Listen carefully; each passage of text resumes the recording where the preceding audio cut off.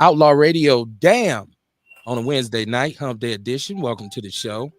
I am Kevin Barnes. I am known as the mouthpiece of the movement, aka the Negro Whisperer, and I'm in the building tonight for our second show of this week because we normally come on Mondays and Wednesdays. I'm here with my brother, Mr. Carter. Mr. Carter, how you doing tonight? What it do? Peace, family. Oh shit. Peace, family. How you doing, man? Welcome to Outlaw Radio. Where we talk that talk and we definitely walk that walk. Raising vibrations and elevating thought. Y'all better come on in. I'm trying to tell you who I am. The black woman lover, the black man's brother, the culture, teacher, hood, healer, the ghetto witch doctor. I'm y'all holistic health and wellness coach, Kamar Carter. Peace. I'm the one who brings you nature's natural herbs and supplements and vitality. You can't see it. It's in the cup, though. And vitality. Hey, you can catch me on Facebook, Nature Natural Herbs and Supplements, or you can go to my health page, Help Yourself Heal Thyself, or you can go to my page, Kamar Carter, inbox me. I'll tell you how to get your stuff, dog. Holla. That's what's up, man, because we always support black businesses, black causes, the black conversation, the black situation, the black existence, man. It is what it is, unapologetically black. Share the show, share the show, share the show, share the show. Y'all already know that. It's one of the main things we ask that you do. If you can see, I'm sporting the introduction of my conscious clothing line. It's Gucci.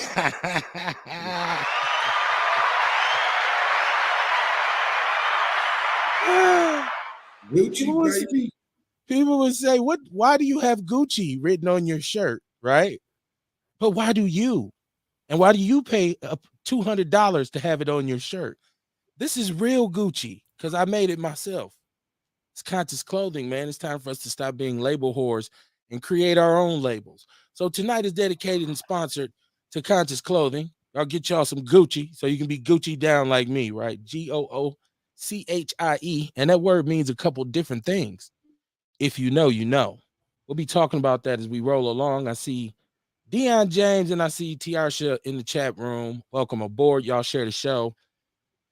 Um, off top, why did I name the show Damn? Okay. Uh, and I guess this is just that season in my life where I'm at a certain age where people start to leave, right? So I talked about the big homie Vic, Big Vic West, who perished from our neighborhood last week.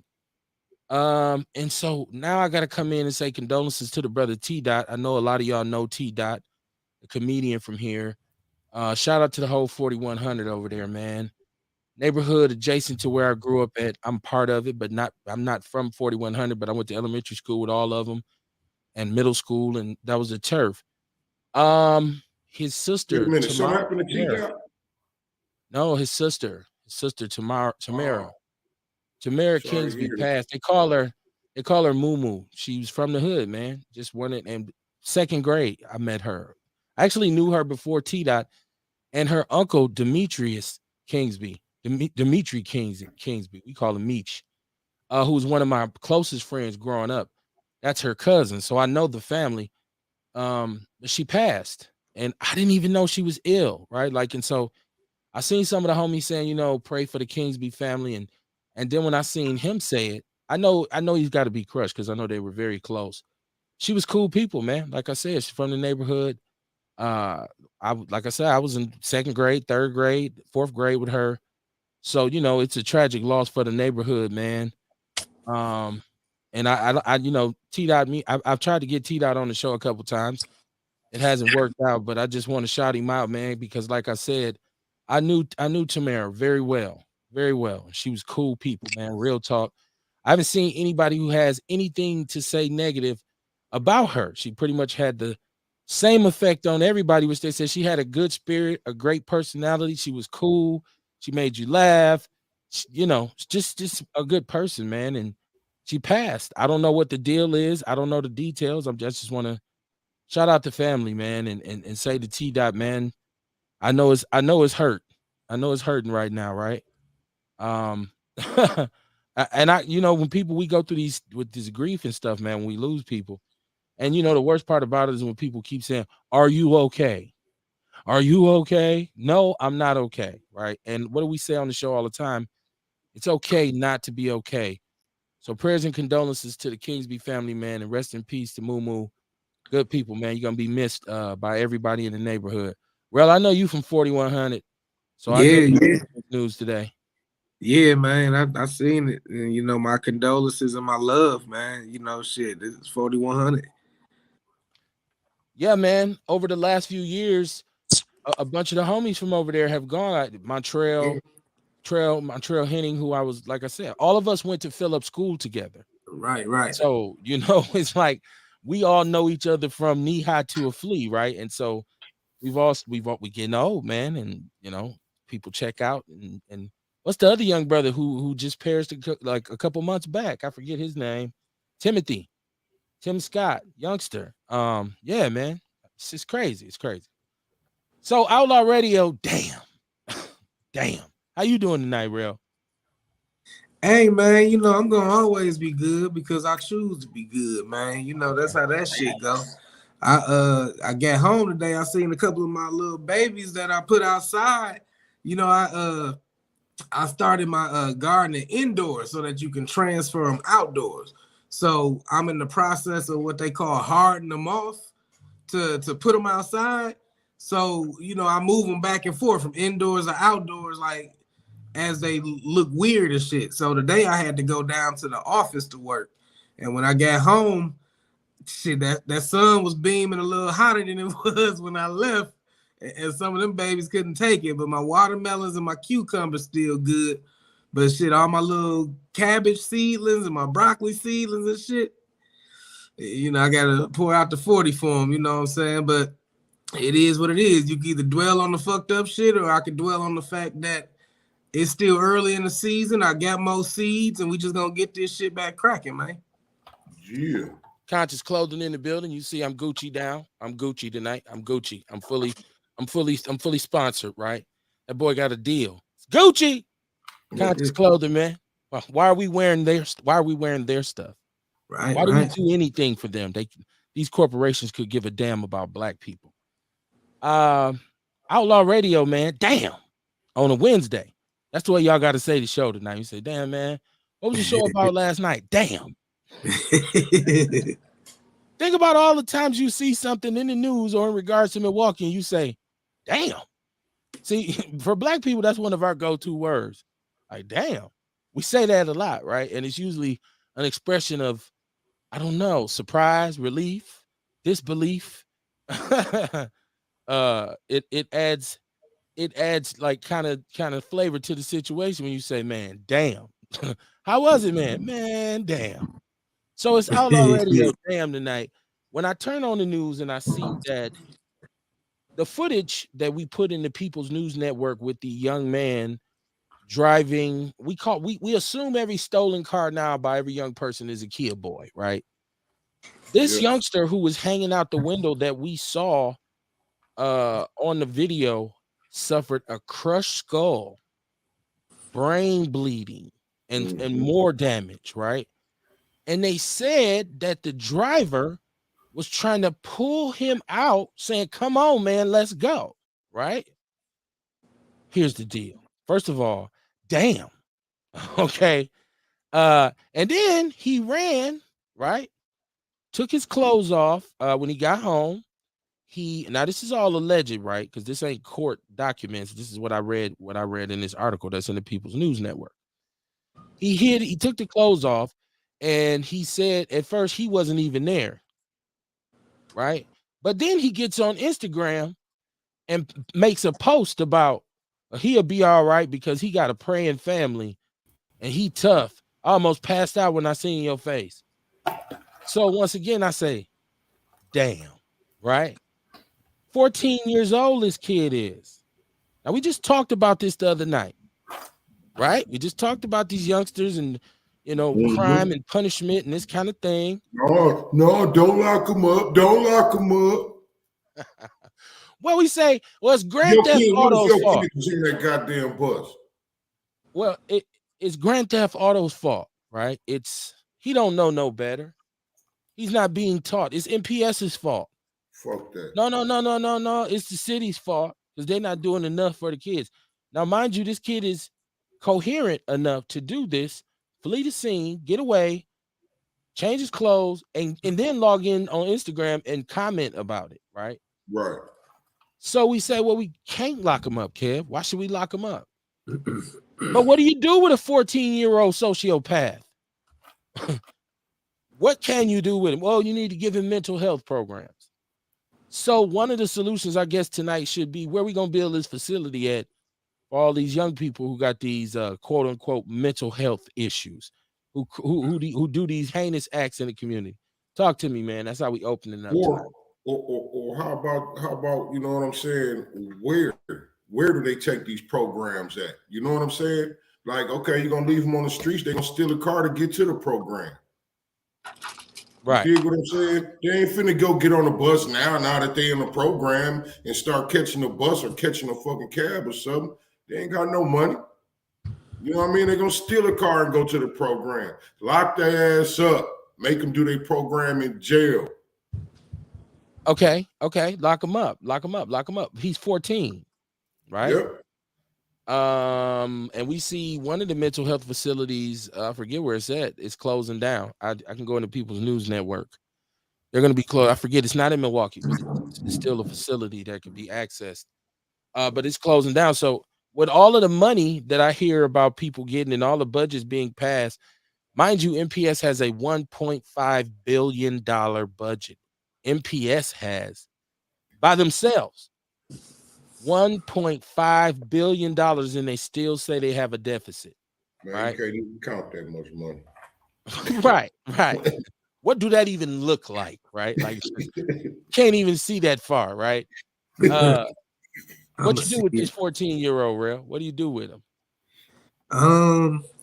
It ain't for me to decide, but first and foremost, I mean, because at first they were saying the little young man passed.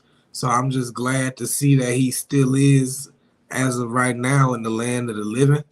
I hope that right, and I'm hoping that whatever come about this, if he come through this, he take this new lease on life and make wiser choices.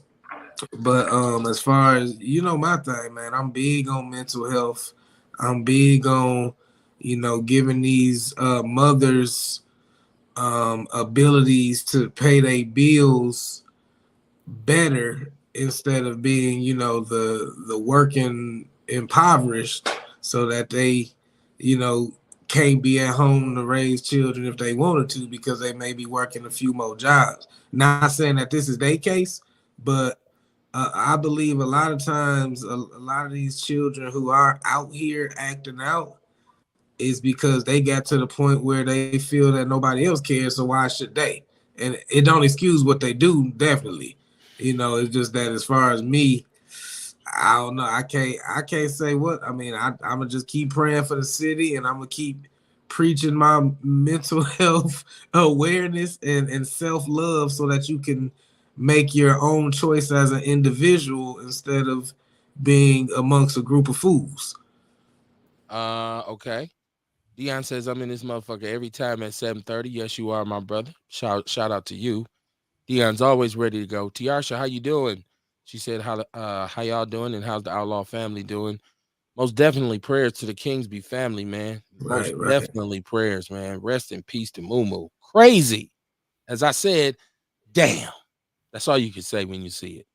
Ernst Ewok said, walk does walk the walk. He said, with crutches, but I still get Hey, all right. But we limp that limp, right? I ain't too far behind you, man. We looking like a Red Cross group, right? Tiasha said, and he has some gun magazine in his room. How many people have he shot? Well, here's the deal. Now, real, I saw you take a real kind of safe, love everybody. I mean, you a black hippie, so that response kind of makes sense as the Negro tree hugger on the show. But first of all, we have to understand that this young man was suspended and kicked out of school for just stealing a car prior to this. Oh yeah, I'm talking about the one who got hurt. I know what you talking about. But I'm talking about this little. I'm talking about this little the demon driver. seed. Yeah, I'm talking about this little demon seed, right? Yeah, little cherish. Right. He got gun clips. He got gun magazines. So apparently he been in the life, as they say. Yeah, Now, I guess at what I gotta first, say to that is like, when the hell did like I went to Morris, man? Like, is it still for the gifted and talented, or is it just a regular ass school now? it's for what is the gifted and talented now. Shout out to Morris. I'm sure they got a God lot of damn. smart kids there. I'm being facetious, but I'm not. But shout out to those Okay. kids who are there, because one thing I understand within this is that the kids who are doing what they're supposed to do get way less press than the kids who fucking up, right? And so it's just like our neighborhoods. Not all of our kids are lost and gone down this crazy path. So shout out to you if you got some shorties and you be like, shit, my I kids is was, gravy. But I'm I, talking about these little demons we keep running across. The yeah, ones man. that killed their mom. And check this out. This is how desensitized this little monster is. They said he's trying to pull a friend out and he's covered. This dude he had a smashed skull. Yeah. Say he was covered with blood, and this little, I don't even know what you call him. Tyrant. Right. And then ran off and went to the crib and was chilling on Instagram. I am sorry. That is a sociopath. Right. And so people would say, well, what we do with him? I say lock his ass up. I would just step up and say, hey, It's y'all. time to start learning this lesson. It's time for him to start learning this lesson. What the But he fuck, needs to be man? removed from society, Kamar, for at least a period of time. Yeah, go think about it. Sit down Right. and think about it for a minute. Right. So I'm not gonna say it ain't for me to say, because God forbid that had been my little shorty in the back of that car. And part of now that little youngster, I don't know him, but it's one of these things where you say you got to think, youngster. You put yourself in a very precarious situation. Right. And never to say that's what he get, because that's totally unfair. Because even though he's still alive, he has so much pain. The next few months, years of his life will be crazy, right? Yeah, it's Man. gonna be hell. If he's even ever the same, right? And come on, man, this is serious. Dion says, should the family of the injured child be mad because they was in the car joyriding until shit went left? Yeah, Well, they should be be upset. mad at their son. They should definitely be mad at their son first and foremost. But I think there's a little, not necessarily anger for the driver, but to look at him and say, yeah, your little badass. Once again, what's the name of the show? You look at him and say, damn, look at this little man. Caller, I need you to cut your device down first. Well, I don't know what to do because I ain't got no device on but my cell phone. Okay. So I take his Dion. Yep. Okay.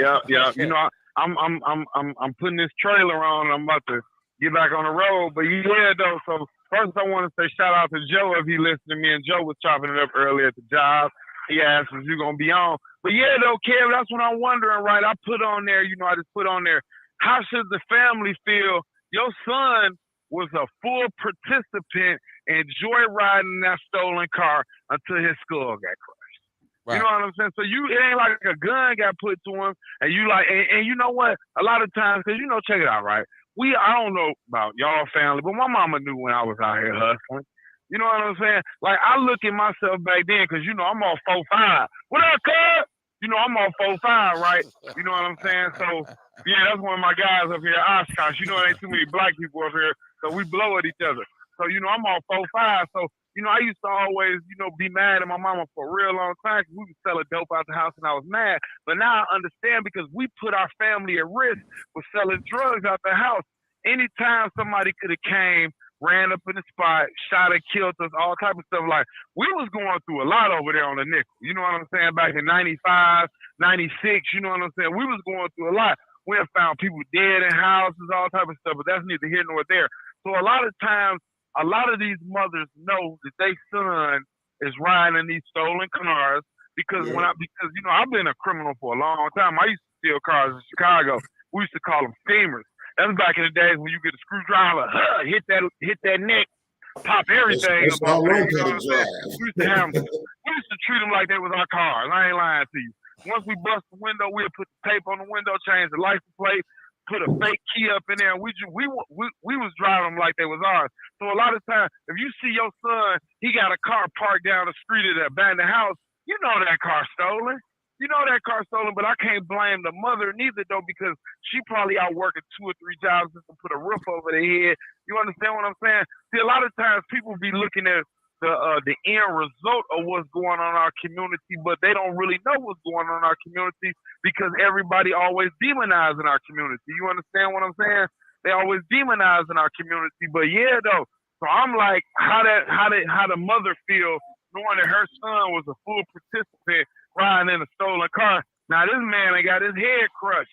I ain't never even heard of nobody getting their head crushed besides looking at it on a cartoon or nothing like I mean, like when your head get crushed, your eyeballs pop out, or blood start coming out your ears and all that. But you know what I'm saying? So yeah, man. So that's how I'm looking at that. But you know, as far as the young man, I mean, I don't know, man. You know what I'm saying? Like we be sitting up there, like, and see, that's what I be telling you sometimes when we had previous shows.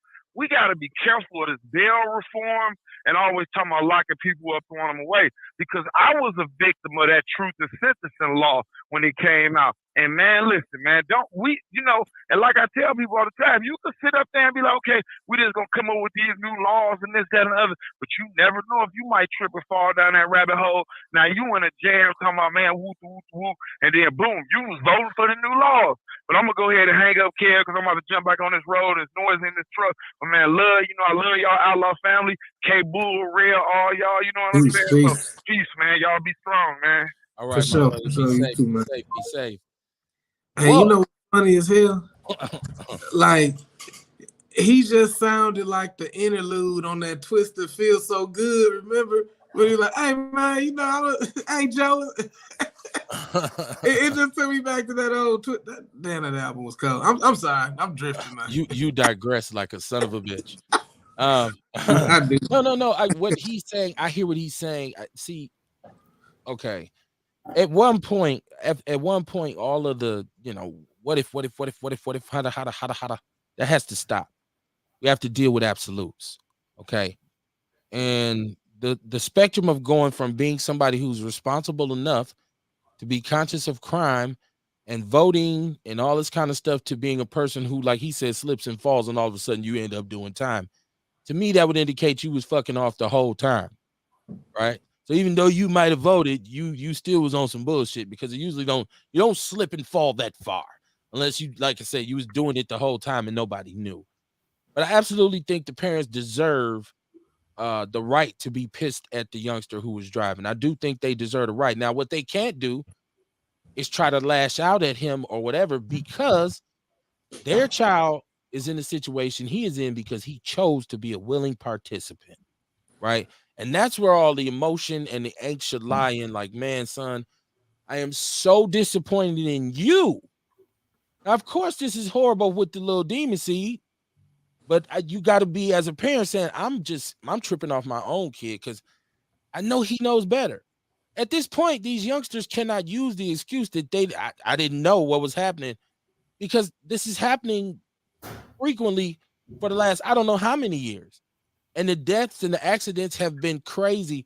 A lot of them know somebody who has perished or been injured in the stoli, as they call it, or whatever they calling it now, right? Whatever they calling it now. So I definitely think something needs to be done. And I think it needs to be something very drastic. Tiasha said they need to give them 3 years and do it again 5 years or more. Mandatory 3 years, mandatory minimum. I think the mandatory minimum should be 5. Honestly, to tell you the truth, I think it should be something drastic. It has to make a statement. Now, it has to be something drastic to make their friends say, look, man, we need to freeze that shit. I ain't trying to go do them 10 years for a stolen car. Exactly. To the point where if you get 2 or 3 back to back, then it gets real heavy. Yeah, exactly. This is killing people. It's killing them. It's that severe. Exactly. And I'm gonna tell you, man, I'm sure his parents are upset with him too. You know what I'm saying? I'm sure they are. But at the same time, it's gotta be, I'm sure they got mixed emotions about it also. Okay. Like you said, most parents know when their kids doing shit like that. You know what I'm saying? And his parents probably knew, but when they got away from the house, he wasn't doing what his parents told him to do. Exactly. You know what I mean? Some of our kids do that shit, man. So You know what I mean? To teach them a lesson, to show them that our parents know what the hell we talking about. Lock their ass up so they could go sit down, think about what the hell their parents been telling them, so they could look around and see all this shit happening to their friends. You know what I mean? And then another thing, man, we got to quit sugarcoating shit when these kids is fucking up. We got to say they fucking up. We got to quit trying to minimize the shit. Like, you know what I'm saying? Like he's a victim, but they really chose to do this shit. Like we say, he chose to get in that car. You know what I mean? Everybody that was in that car made a conscious decision to get in there and take a ride. You know what I'm saying? With this dude who been stealing cars and who's suspended now. You know what I mean? We got to stop sugarcoating shit, man, so people could wake the fuck up and start looking at reality. This shit is real out here. When we talk about the fact that he had just been removed from the school, like I said, for a prior stolen car. So obviously this kid had that rep, and it makes it even more painful because not only is this youngster injured, but he was hanging out the back of the way. Every time I see these youngsters flying down, and there's footage out here now where they saying they was following one of the Kia boys, I guess. I'm starting to not want to use that term because I think right now it's just very generic. But they was going up Sherman and they was driving all on the wrong side of the street and they was swerving and all this. And I'm like, oh my God, man. It's one of the reasons, another reason why I call this show Damn. Because that's all you can say when you look at this video. Man, I saw that video. I saw the whole video, man. It fucked me up, dog. I was fucked up for about 5 minutes sitting there watching this shit. Like, little dude was just dragging down the street, man, with his head on the ground, dragging, literally. Yeah, I didn't see all of that part. Man, it was fucked up, dog. And like I say, the driver jumping out the car, he was finna just take off and hit it. Something got to be done, man. Something got to be done. Welcome to Outlaw Radio Wednesday night. Lock that little nigga the fuck up so he can go think about this shit and get his life right. Do something. Ewok says he's cool with giving them 3 to 5 because they got to be scared of this silly shit. Something's got to be a wake-up call, right? And we as old fogies, as old folks, we think they see this carnage and they say, oh, I'm gonna stop doing that. But it's like it draws them more towards this life. And this lifestyle, Hump Day edition, y'all, dedicated to my sister Moo Tamara Kingsby. Shout out to the Kingsby family, man. Love T-Dot. Man, prayers. The whole neighborhood gets sad when something like this happens, right? When it's somebody that ain't nobody got beef with, right? Like it's like damn. It's just like I can't get away from that. This is why I just named the show that, because it's just like you see it on Facebook and you go, oh hell no, man. Damn. So Outlaw Radio, man. That's what we on tonight. It's dedicated to my sister, Conscious Clothing. Get y'all some Gucci. I got some Polo coming. Oh, I got a bunch of them coming, y'all. We got to change the game with these labels. I'm tired of us being label whores. And I know I'm committed. In what we said with Do for Self, I'm committed to not being a label whore. Now, if I want to buy something nice for myself, I'll do that. But it's going to be something that I value for several different reasons, as opposed to it having someone's logo on or design on it, right? I feel like premium purchases should have premium features. So if you're going to pay a lot of money for something, it needs to have a bunch of different features, not just a name. That's what I'm saying. As far as I'm concerned, if somebody say, well, why do you have Gucci on your shirt? Like I said, why do you have Gucci on your shirt? Well, this is Gucci. This real Gucci. Well, so is this. It's real. I made it, right? I made it right here in my house. This is real Gucci. Conscious Clothing, man. Y'all get with me. We got more to come. Y'all be cool. Well, y'all be cool. Dion said, but prison is like being on the block. I guess that's a perspective. I don't think most of the brothers who've been to the federal. I would rather they be on that block than the block with their kids playing. Right. Okay. right. Right. But also the stories I hear from brothers who've been in the Fed or whatnot, they say something different. And my cousin, who did a long stretch, said something different. He didn't say it was like the block. He always says it was nothing cool about that shit, cuz And I Nothing. dreaded every day I did for 13 years. It was like dragging my fingers across a chalkboard. Like just to even keep my mind right was a task. Like, cause after a while, he's like, it felt like you just gonna go crazy. When you really realize I can't leave. And I got a long Man, time to be here. that's a So fucked up feeling, man. To look at that gate and be like, you know what? I can't even go past that motherfucker if I wanted to. right, right.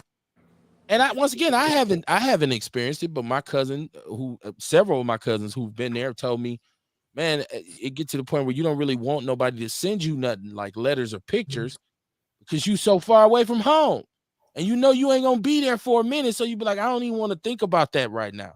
Trying to maintain so I can do this bit. Once again, I haven't been there, so I take the word of brothers who have. I didn't people. Well, my cousin a long time ago, my other cousin, he did tell me he had a good time in prison. Now, this is my cousin. Rest in peace to Cool. Rest in peace to Cooley. If you knew Cooley, you'd understand, right? He was a wild boy. But he told me the only thing that we was really missing was females. And he was like, but my homies who had conjugal homie, he was cool with some lifers. He said they had conjugal visits. He was locked up in Nebraska. He did but he only did like a year and a half. But he was like, man, it was cool. I drank, smoked weed, we had food, nigga, we walk around, getting money so we can get new shoes. And I used to just look at him like he was crazy, like, dude, what are you talking about? But it's also something that I said was fun. He said, yeah. I said, damn. Damn. Okay. I was watching somebody make toilet wine the other day, just for the know-how. I'm not sure I won't know wine if you made it in the toilet. Just saying. Look, to each his own, right? But there's been some shat in there. And that leaves particles. Like it ain't. I'm cool. I'm like, it's like that classic scene in Life when dudes passed him the powder and Eddie Murphy said, you know how they get that shit in here. He said, huh? And then he says, yo, go ass sniffer. When he Yeah. That's how I always pictured it. She said he was leaning out the passenger. This is Tiarsha Arthur. He was leaning out the passenger window, and there was one leaning out the back window on the driver's side. Wonder did that mofo also get hurt? There were some other kids who were hurt, but his was the most severe. Mama Jenkins said, good evening, my outlaw family, KB, Rail, and Kamar. Y'all know these hood rat children don't care about nothing. They don't value life or respect the community at all. Lock them up, and those parents also that can't control their child. What really got me is the mother don't want to talk about it. She needs help, and something is mighty wrong within this house. He was kicked out of school. She said, that's why you got to choke the hell out of them little bastards when they crawling. Mama Jenkins, boy. Woo, Mama Jenkins, boy. She tell it like a T.I. is. Let me see. Dion says, I did 2.5 years in Stanley and Jackson. It was like the hood. Everyone was there. And maybe everybody from your neighborhood. Never had the pleasure. Had a lot of homies. You do go, man, and you see a bunch of motherfuckers, and you be like, damn, dog, I was wondering where the hell you were. It do be a bunch of that, man. Okay. Like this week, how long you been here, man? Man, I've been here 5 years. It's been that long since I seen your ass. Exactly. Like you just disappeared, homie. Yeah, I could imagine that. I used to hear that about the House of Corrections. That it was like, like you go in there and you just everybody and shit. Like, man, you know who was up in there, man? Because we went picked homies up who had to go do, 2-3 months. And he said, man, let me tell you who I was up in here. And for them, they used to talk about it kind of light, but it was still, it wasn't the same as going behind the wall, as they say. Let me see. He says, if you locked up for 20 years, then I can understand that. So basically, prison is not an answer. Well, I think prison is the only answer that we have right now. Well, see, other answers can be like developed, but prison is the only, like, really all you got right now over somebody's head is two things. Either you take their life or you take their freedom. That's really all you can do, right? With especially with crime and punishment. It's either the death penalty, football numbers, or a life sentence. That is all we have. We haven't come up with a special program where we can actually go into the brain and reprogram and change, fix what's wrong. Because That's why so many prisoners come home and it's back in it, out and in, out and in and out, for so then long. the thing too, you know what I mean? Like, I ain't saying that just to be harsh, you know what I mean, to be cold-blooded. I'm saying that, like I said, man, for like the other day, I'm saying that from past experience, from my experience. You know what I mean? I know a lot of brothers. I know myself, where I went to prison, you know what I mean? And it snapped me back into motherfucking reality. You know what I mean? I read some motherfucking books that got my shit going, you know what I'm saying? And I came out on a whole different path. That's why I'm saying lock their ass up. Give a motherfucker a chance to go sit down and get their shit together and come on back out and try it again.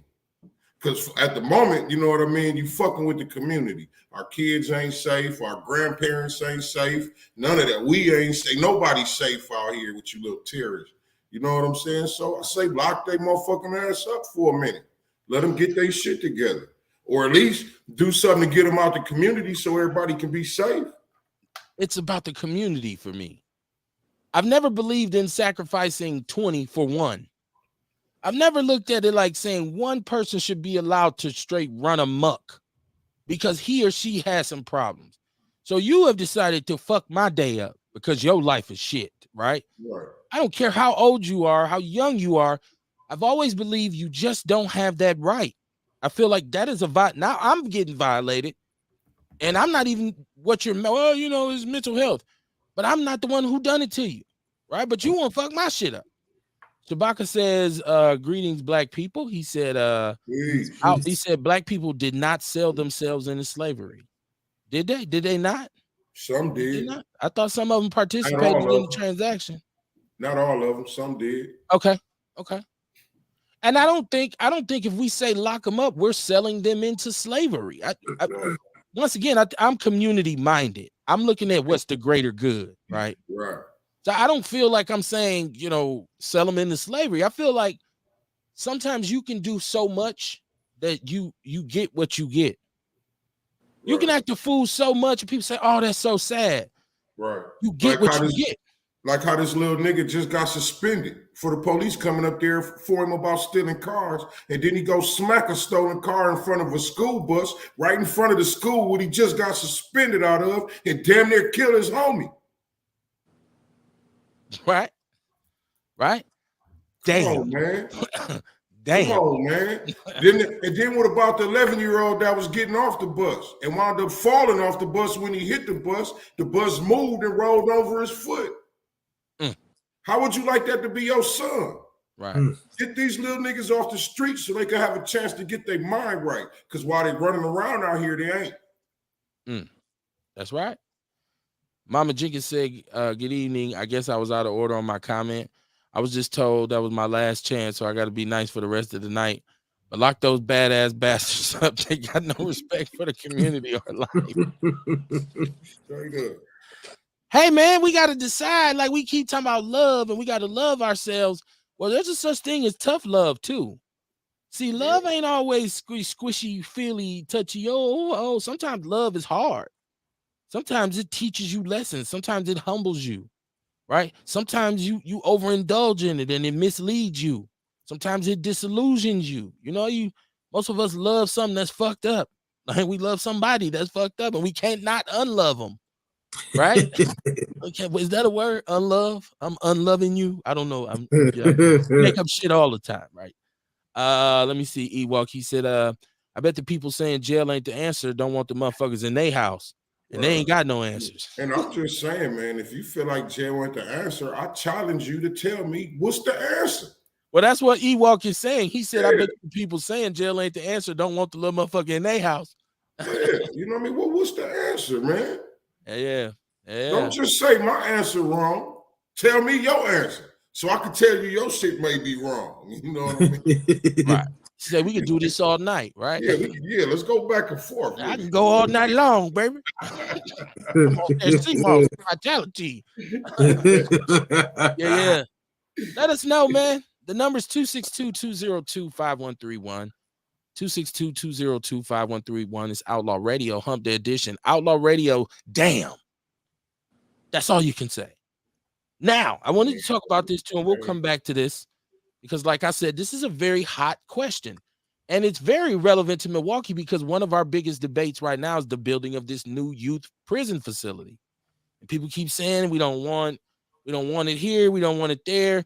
This will not be a minimum security facility. This will not be a unsecured facility. Like we see people, we got a group home down the street, and them dudes don't do nothing but come and go.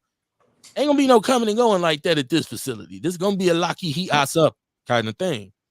I think if we're gonna say do something for them while they incarcerated, this is a perfect opportunity for us to embrace some kind of new curriculum to implement for them while they're there. Make it make it something so it caters to whatever shortages these kids have mentally. And how about this part, Kev? Like that would be close to home too. You know what I mean? Where we would be able to keep better tabs. You would be able to see your people. Because right now, man, they sending y'all kids way the fuck up north, some motherfucking where you can't find them. Somewhere where they racist as fucking don't nobody in that town want them there, but in prison. You know what I mean? Well, they're a commodity up there because everybody work at the damn prison.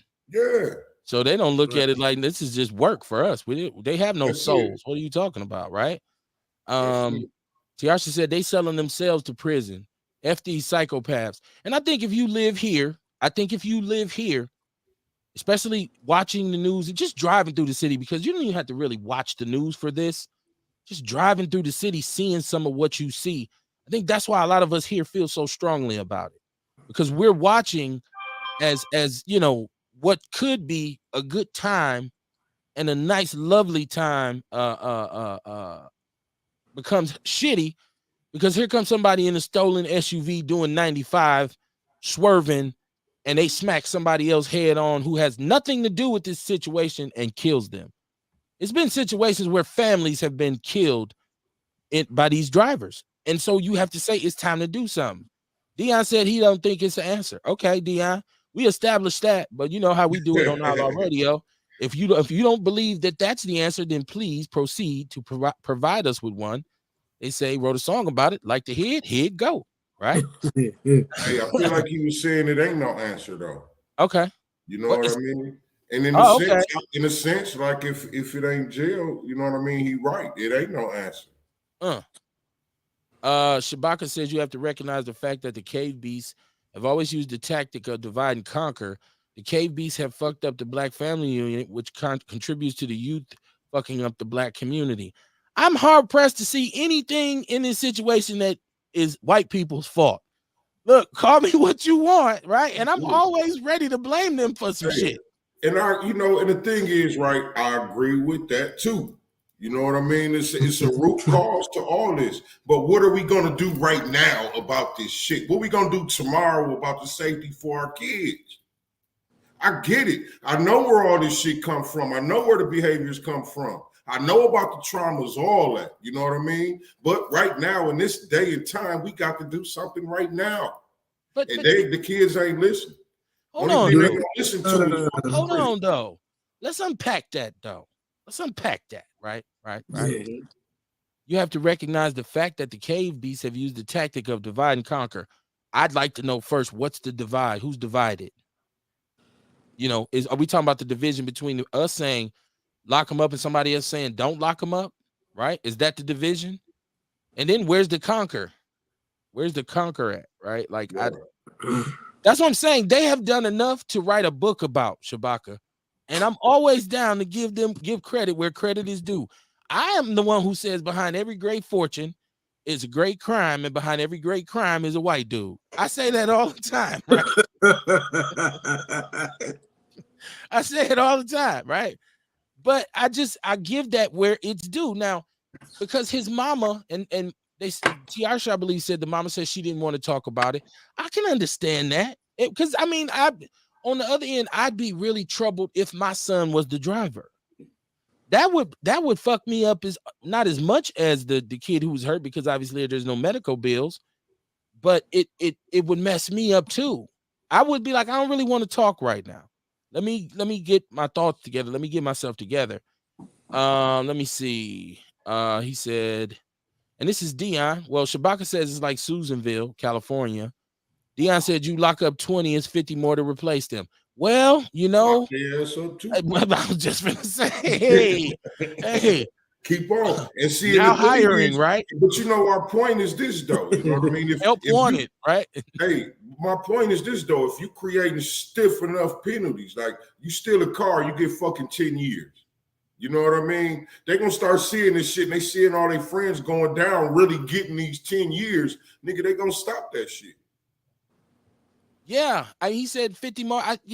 But It ain't gonna be 50 more. You know what I'm saying? You see what I'm saying? Because they gonna see the consequences. I don't think it'll be 50 more because you get a chance to hit reset when you remove the initial pariah. And so we catch them younger now and really try to drill it in their heads, right? Because really, you can't teach an old dog new tricks, right? And so at a certain point, a motherfucker just gonna be who he is until further notice, right? That's just the way it is. Once you hit about 17, 18, you down a path, and that's who you are until you hit that bump in the road. Like Kamar's saying, he was a certain individual for a very long time, and then he hit the wall. Bow. Got off the bus, looked at the joint, said, "Damn." I had to slip that in there because that's the theme for Outlaw Radio. I don't know what Kamar said when he got off the Grey Goose. I'm thinking it's like Snoop Dogg. So you can tell I ain't never been. It's something like that, though. Damn. God damn, this shit real. Nigga, I get past these gates. I can't get out this motherfucker. God damn. Right. I'm telling you, man, and it brings a sense of reality to you. Mama Jenkins said, "What I don't understand, everybody ain't crazy, and this mental illness shit should be named beat that ass. When I grew up, we didn't have mental health illnesses. We had whip that ass. I bet you got right after your mama ass whooping. It was 10 of us, and my mama never had a school problem, and you better not even entertain the thought of fucking with somebody else shit." I think that's a kind of like a thing to be able to hold 10 children. That's some lost magic right there, right? Parenting is a lost art. He says we might as well hand our children over to the government. I don't think it's that simple. I think you're simplifying it, Dion. And listen, if you done drove a car, stole a car, the second one in a week, and you swerved and hit a bus and your best friend got his skull crushed, it's time for you to go. I'd be man enough to say that to my son. It's time for you to go. It's time for you to go, man. Like, obviously, I can't help you, son. I can't help you, man. I hope they get you some programs, man. But I got to let you, as Kamar say, walk your walk, right? He says, shout out to Jesse Parrish. He says, so we should just lock up everybody that's fucking up. The prison jail seems to be the answer to the solution. Once again, I think we're overgeneralizing it. We're talking about a specific The nigga problem. damn near killed his friend. Well, we talking about a specific problem in our city. That's what we're talking about. Yeah. We're not talking about crime in general. We talking about young kids dying, man. We ain't talking about nobody stealing a fucking candy bar. Okay. Or selling a bag of weed. We talking about a motherfucker stealing the car, driving like they ain't got no goddamn sense, running head on in the motherfuckers, running red lights, killing our family members, killing kids, killing their friends, killing themselves. This the shit we talking about. This shit is murder, man. Right. It's a plague, though, Kamar. And it's not random now. It's a normal occurrence. Shabaka, I did see your call, but I was reading my chat room. So hit us up because I think he wants to explain what he was saying. Let's see. I think of it like this, though, like just to the last couple comments you read, like the brother, I think Shabaka was saying the division and shit like that. Maybe he was referring to the fact, like in the Bible, it say if the strong man be bound, then you have access to his home. So maybe he referring to how, through their tactics, they did remove black men from the household, which make the mothers have to do twice the work, which leaves the kid vulnerable to the programming and bullshit of social engineering. Maybe that's what he was speaking on. And to Mama Jenkins, and this is just to add a little awareness with all due respect and everything. The thing is, I ain't gonna say it was easier to raise 10 kids back then because you're dealing with all kind of bullshit. It's from shit, white folk, all kind of stuff. But back then, we didn't have crack. Right. Like I said, I'll be 40 in 8 days. You know what I'm saying? And motherfuckers that were crack babies in my generation are grandmas and I can't even say grandmas because the motherfuckers don't even want to be called grandmas. They call everything but that shit. But you know, so that kind of let you know the erosion that we're dealing with by the time we get to this generation. We dealing with, you know, lead paint on walls. We dealing with red dye number 40 that's being shown to give motherfuckers psychological issues. We dealing with kids eating sugar cereal that's gonna hit their brain cells like crack or cocaine, and then being told to sit still and listen in the class. So I mean, and not to excuse them at all, but we got to understand we're dealing with psychological warfare as well as chemical warfare, and our babies is the culmination of that shit, of the father being removed, of bullshit being on the TV, of bullshit being in our food. You know what I'm saying? Okay. So it's exponentially compounded by these motherfuckers to what the brother Shabaka was saying. Speaking of Shabaka, he's on the line. Yeah. What's cracking with you, my brother? Hey, what's going on, man? Greetings to the Outlaws, man. Yeah, we had a hell of a show on Shabaka's Black Experience Enhanced last night, man. Okay, let me clarify something. Okay, black people did not sell themselves into slavery. What they was gamed by was them lying-ass Portuguese, them filthy-ass Germans, them faggot-ass French, them neo-Nazi British, and whatever I can go on. They used divide and conquer techniques. Now, when we had wars amongst ourselves, one nation was incorporated into the other nation. Classic example of this is how King Shaka built the Zulu Empire. Also, too, these white scholars are not going to tell you about all the resistance of brothers who went to the ports of where those slave ships were at, man, trying to recover their loved ones that were kidnapped. Now, we had weaponry, we had hand-to-hand combat, but the stinking slave trading pedophile had the concept of the gun. You see, this is the stories that they don't want our youth to know. And I appreciate where the witch doctor's coming from. Yeah, you know, the kids is out here fucking up and what have you, and they need to be dealt with. What you have to also look at is that a lot of our kids, 25, 30, are crack babies, rather directly or indirectly. So, of course, this has fucked up their development. And this is what the Clinton regime did, you know, when they was allowing all that shit to come into the black community.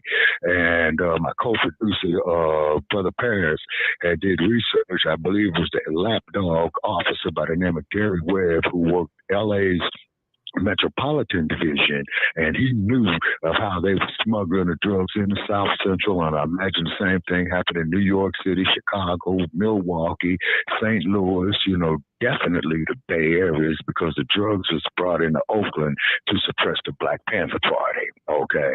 So therefore, what had happened is that when we had wars of different nations on the continent of Africa, the losing nation was just incorporated into the winning nation. And then keep in mind that the ignorant motherfucker, man, who sat there and sold slaves to these goddamn Europeans, his black ass is captured as a slave too on the next boat around. So be sure to get that fact in there and see.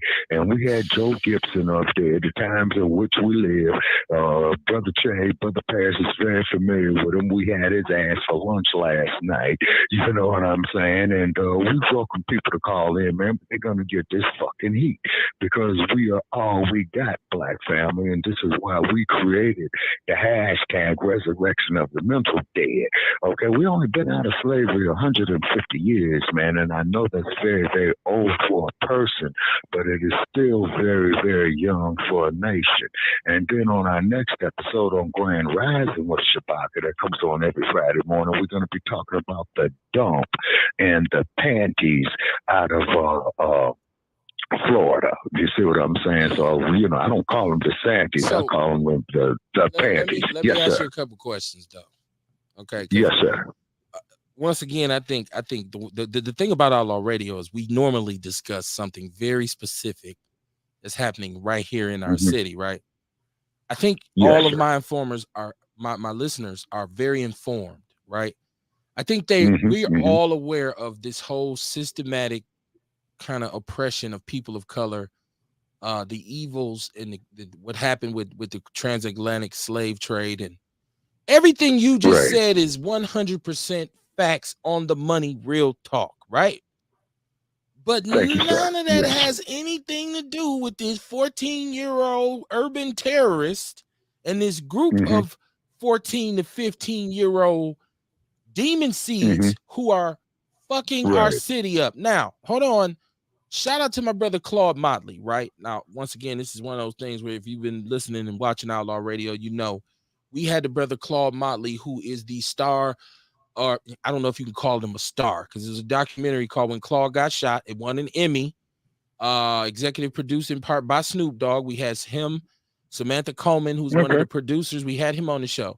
This is a brother who had left the city. He had left the city, moved his family to, I believe, correct me if he was pursuing a law degree. He decided to come home for his class reunion. We have one of these mobs that we so frequently have of 14 to maybe 19-year-olds who are just out roaming, graveyard shift, zombie style. Shoot him in the face. Shoot him in his face. Oh, man. And now he miraculously, he's able to drive himself to the hospital. The crazy part is while he's in the hospital bleeding, you know, and undergoing surgery, they're still on missions, to the point where they run up on a sister who actually at this point was holding. She had a strap. She ends up shooting one of them. He's paralyzed from the waist down. Okay, I gave that story to say it's been a continuous thing in our city for youth to do all these kind of egregious behaviors. And I worked in juvenile justice, so I understand the complexities of the neighborhoods, communities, and homes that they come from, right?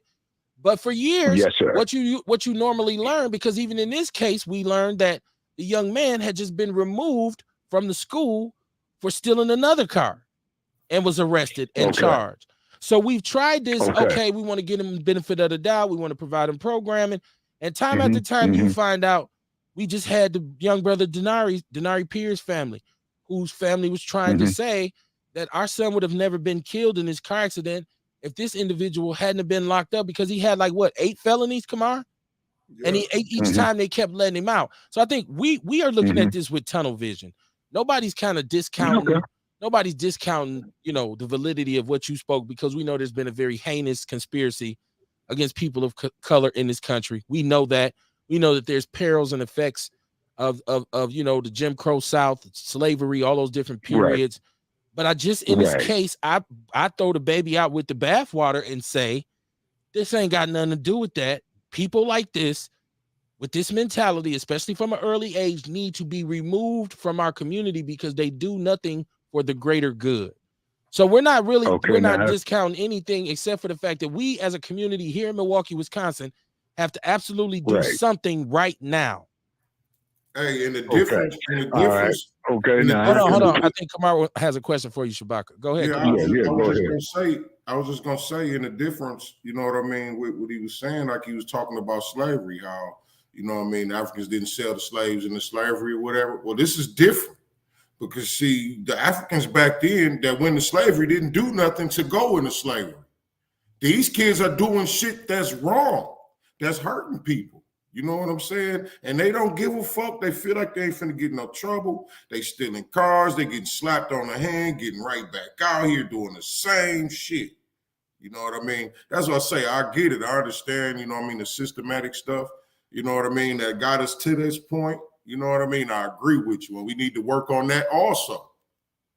But for now, for the safety of the people, you know what I mean? We need to do something with some of these young people, man. Right. Go ahead, Shabaka. Yes, sir. Okay, if I understood the brother correctly, I understand, you know, what he's saying, and it's absolutely wrong of what the young man did. You see what I mean? And I know you guys just focus on Milwaukee, but here at Shabaka's Black Experience, man, we focus on the Black community in the whole United States and throughout the whole diaspora. And what we have then, this is why it's very essential that we have to get to our children in their formative years, you know, from the baby years, man, up there like about 7, 8, 9, 10 years old, because at 12, 13, 14, this is when they go out here. They want to fuck up, man. They want to gang bang and all this shit and wind up getting killed. And this is why it's very, very essential that we have some of our educators, such as yourself, Mr. Barnes, to get the homeschool programs going back on, is because there was 2 brothers down in New Orleans, Louisiana, a few years ago that I saw up on Facebook, and both of them were candidates for their doctorate degrees, and all of their students in their classes outscored everybody, man, on the state exams in the public school system. And then, of course, with you being there in Milwaukee, you're right down the street from Chicago, okay? And, of course, you know about Dr. Martha Collins, of what she was doing. Now, out here in the West, man, these public school systems out here are straight garbage, man. It's because now they up here trying to teach the kids, man, about this alphabetized agenda and all that old type of bullshit, up there confusing them that a damn man can go up there into the woman's restroom and all that, talking about he's a woman, man. And I'm stating it, and I'm making it plain, man. I got little children in my family and loved ones. If I see some of the little girl cousins or some of the girl family members going off into a damn woman's restroom, and one of these motherfuckers come up there, man, in there, man, it's going to be a problem. I'm making that plain. So you know what I'm saying? Even to your point about Martha Collins, I'm going to tell you how bad Milwaukee is. We had Martha Collins schools up here. She got so pissed. She came up here and said, "Take my goddamn name off this bullshit." This is how bad, this is how big a problem we have with our young people up here. It's now called, what is it called? Milwaukee Collegiate Academy now. For years, it was Martha Collins Prep. Before she passed, she drove to Milwaukee. Like, if y'all don't take my name off this bullshit. So we have had a problem with our youngsters for a very long time. Now, let me get with my chat room, because I see Jesse Perry saying, even though it's been proven, it doesn't help to rehabilitate offenders. Otherwise, the recidivism rate wouldn't be so high. I want us to stop caring so much about the prisoners and start thinking about the victims. See, we always talking about we got to for them. We got to make sure they got programs. What about the trail of terror and blood that they leave behind? What about the fractured neighborhood and community? Nobody ever talks about victim rights. We're so worried that the prisoners get treated humanely, and they need programs. Well, we need our communities to be safer for our children to be able to sit outside in front of the house and play. We need our communities to be safer our cars won't be broken into. Old ladies, pregnant women getting carjacked. Youngsters carjacking people at cars at the gas station, and the baby still in the car. How many times have we had that up here? We've had it a million times. So hold on, let me finish. Sir. Jesse says, what's the solution to recidivism? Because this get tough on crime legislation ain't stopping recidivism. Yeah, well, that's a different conversation. And it's really not about, stopping recidivism for me initially. It's about making our community safer. I keep saying, if you're in the community and you're doing something that's counter progressive, I don't care what race you are, you need to be removed. There's no ifs, ands, and buts about it. And so I don't, now, Mr. Barnes. Hold on, I want to finish the chat room. Let me finish the chat room, though, Shabaka. Yes, sir. Dion says, so you can give a motherfucker 20 years, but soon we'll be mad about raising taxes to build prisons, or mad because private prisons come in and build one. I won't be mad. As a matter of fact, we did a poll on the show one time and said, would you invest in a private prison? Everybody on the show said, yes, I would, because I know there's a profit there. Motherfuckers, y'all remember that? Kamar, Rail, y'all remember that? I remember. We had a whole panel that said, why don't you ask Michael Jordan, man, who used to play for the Chicago Bulls, man? He invests in private prison. He does. Jesse says murders get 20 years plus, so you want to give juveniles 20 plus years. Nobody said give them 20 years. See, it's very important that we listen to when we speak. Nobody said that. The proposal was a mandatory minimum of 3 to 5 years for stealing a car. If that individual gets out and is caught in another stolen car, especially with this same situation, then they go in and maybe they're given 10 years. Now, if you're at the point where you done been caught stealing 7 cars and been in 6 accidents and 3 people don't die, then you deserve 20 plus. So that's he said. Nobody said give him 20 off top. Go ahead. Okay.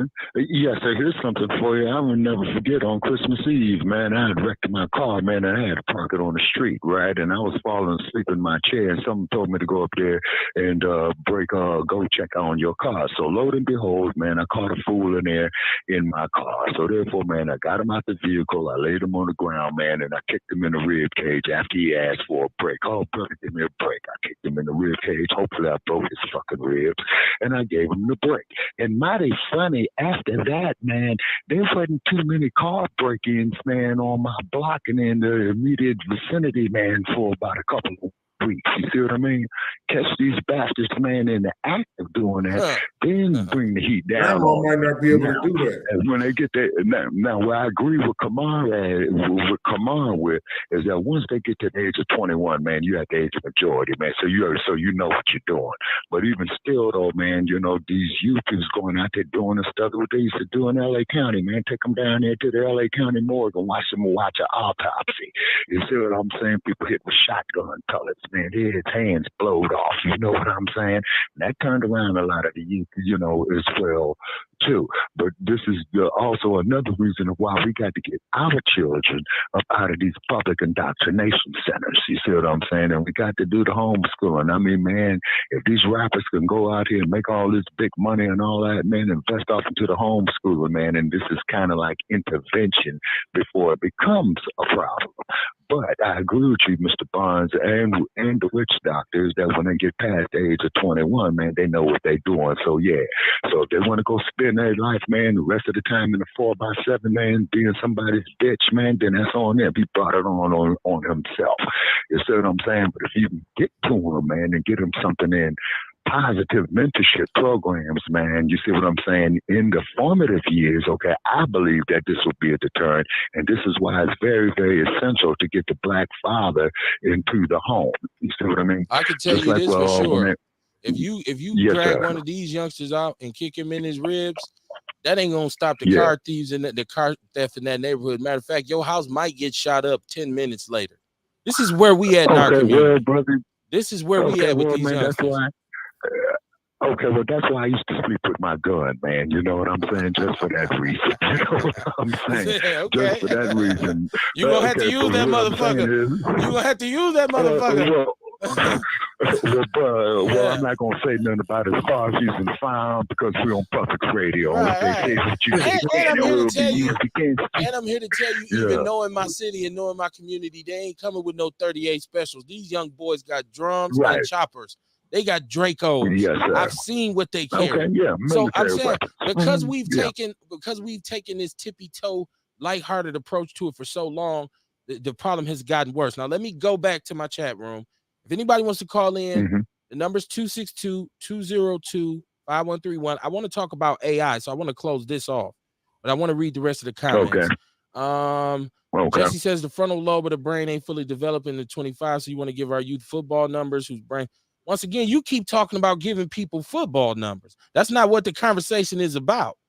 We just said mandatory minimums would start with 3 to 5 years. That's very important to the conversation. Nobody said give a 12-year-old 20 years old the first time he steal a car. That's not where we're at.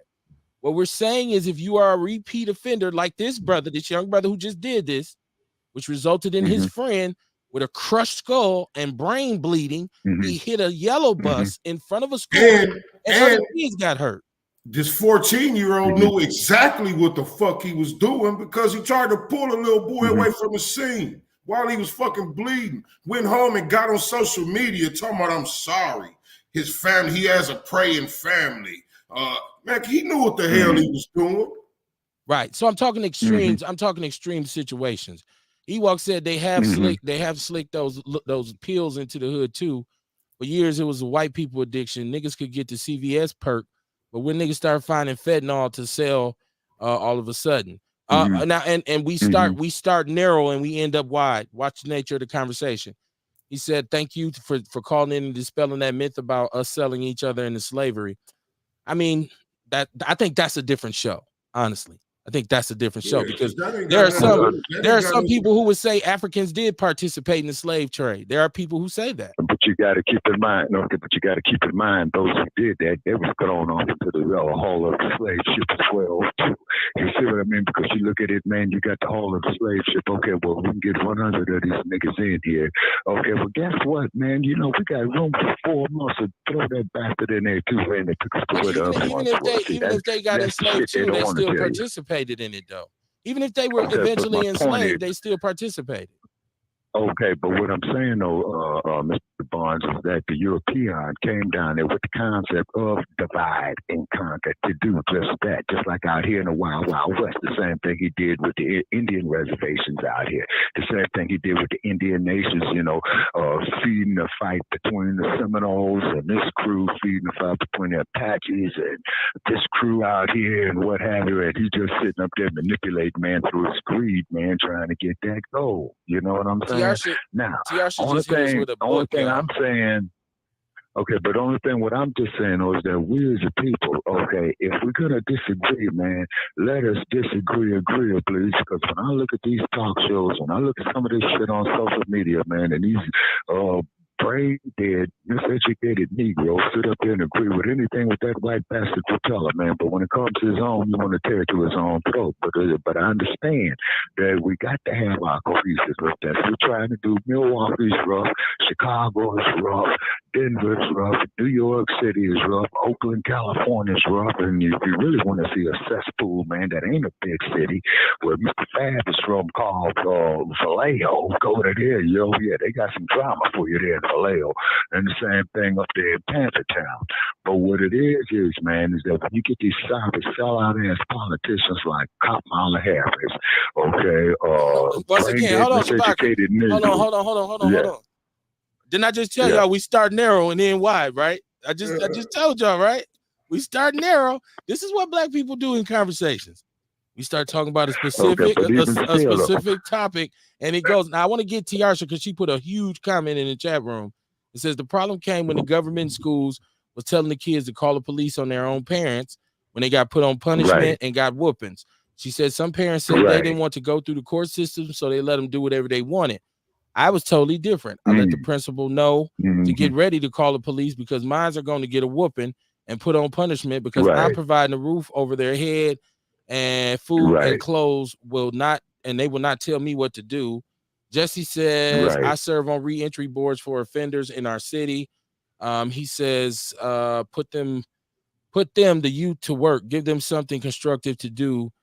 Do y'all have any youth programs in Milwaukee? Do you any trade schools? I mean, listen. Okay, so once again, problem is they don't want that shit. Well, that's what I'm finna say. Listen, we have Earn and Learn. We have at least 3 different youth programs for them to work in the summer. And once again, I have to say this out loud for everybody to understand. Yeah. It is not every black kid in this city. Okay. The kids who are off the chain get way more press than the kids who are doing what they're supposed to do. Right. But we have an element that no matter what you offer them, and I've been the offerer, if we start talking about what we've done, I've been the person working, managing the program, going out, talking to the youth, giving them opportunities, enrolling them. And a lot of them will tell you flat out, I'm not fucking with that shit, old school. I don't want to hear that shit. Okay. And so that's the element that ends up going out here, becoming the Kia boys. And that's what we're trying to deal with. So we're dealing with a very specific issue. Now, he said, put them to work. There's opportunities for, well, look, they even lowered the age, so you don't even have to get a work permit now. It used to be if you anything under 17. Now it's like you can go to work at 14 if you get a work permit. My son is 16. He just got his first job. So there are options. Now, as far as trade programs, I just so happen to used to work at Milwaukee Area Technical College as well. Free programming across the board. They offered free welding classes in this city on the north side for years. You know what the problem was? The black kids wouldn't take advantage of it. They wouldn't take advantage of it. So what they did was they moved it to the south side, and the demand shot through the roof because the Latinos and the white kids on the south side said, oh my God, what a great deal. So what I'm saying is we dealing with an element that does not want the programming and the opportunities that y'all talking about. We see this every day. They'll swerve past you and you look at them like, what you doing? How many times do we see you get shot? They've shot people. They've murdered people like these dudes. So this is a scourge. And I don't think the white people, I don't think the white people have anything to do with this. I really don't. I'm hard pressed to see how this is the white man's fault. People say, Kev, you a sellout, you a coon, you a Uncle Tom. I don't care. It doesn't bother me. Ernest said, Tiarsha said that, bro. And then he said, I'm a criminal justice and criminology major, so this topic is very serious to me, and the research and data doesn't support prison. You're a major. You're studying it. I've been in this field for 22 years. You telling me what you studied? I'm telling you the families and the kids and the neighborhoods I've worked in. And I'm telling you where I lived. Where I've lived, right?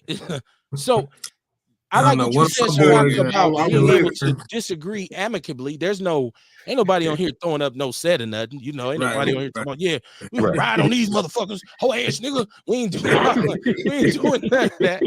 It is a poignant debate. And this is where the rubber meets the road at, where I've worked with so many young professionals who've come out of UWM, Marquette with their master's degrees, and they ready to take on the world, and they can sit in the meeting and tell me, Mr. Barnes, the statistics say, and according to research, and then I say, okay, well, you're gonna go on a home visit with me today, or I'm asked to accompany them because number one, they scared to go in the neighborhood, right? So when I take their ass down in Brown County, if I take them on Palmer, Buffum, Center, they don't teach that shit in no school. So they look at me and say, holy shit, I know. Okay, so what was you saying about your research? Never mind. Don't worry about it. No, but as you know, when it comes to statistics, Dr. Barnes, statistics reveal is crucial, but what statistics hide is vital. You see what I'm saying? And then don't get me wrong. I am not agreeing or excusing this young man doing this stupid knucklehead ass shit because he thinks it's cool, man. He thinks it's a rite of passage and all that, okay? So maybe he does need to be sat down for a minute, okay? But what I'm saying though is that we got to do some type of outreach, for our own youth, because on that plantation system, our women in the house, niggas like Samuel L. Jackson and Django and all that, they were more worried about Master Charlie than themselves. Even Malcolm told us where you had the house Negro and the field Negro and the house Negroes right there. What's the matter about we freak ball?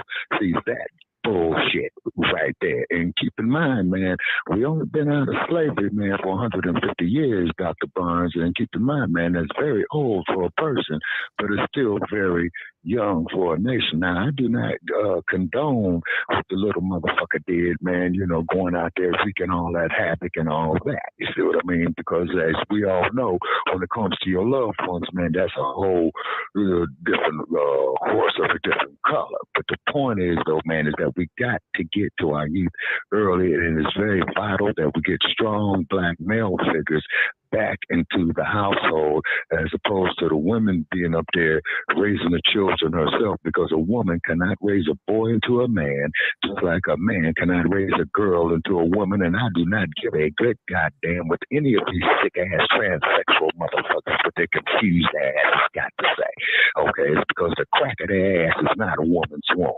Life happens between a union between man and woman, not two motherfuckers fucking each other in the ass. You know what I'm saying? If they want to suspend me off of Facebook again, fine, so be it. If they want to suspend me off the Tweety Bird again, fine, so be it. But I'll be goddamned if I'm going to sit up there, man, and look at a grown-ass man with a 5 o'clock shadow, man, talking about, man, I'm a lady.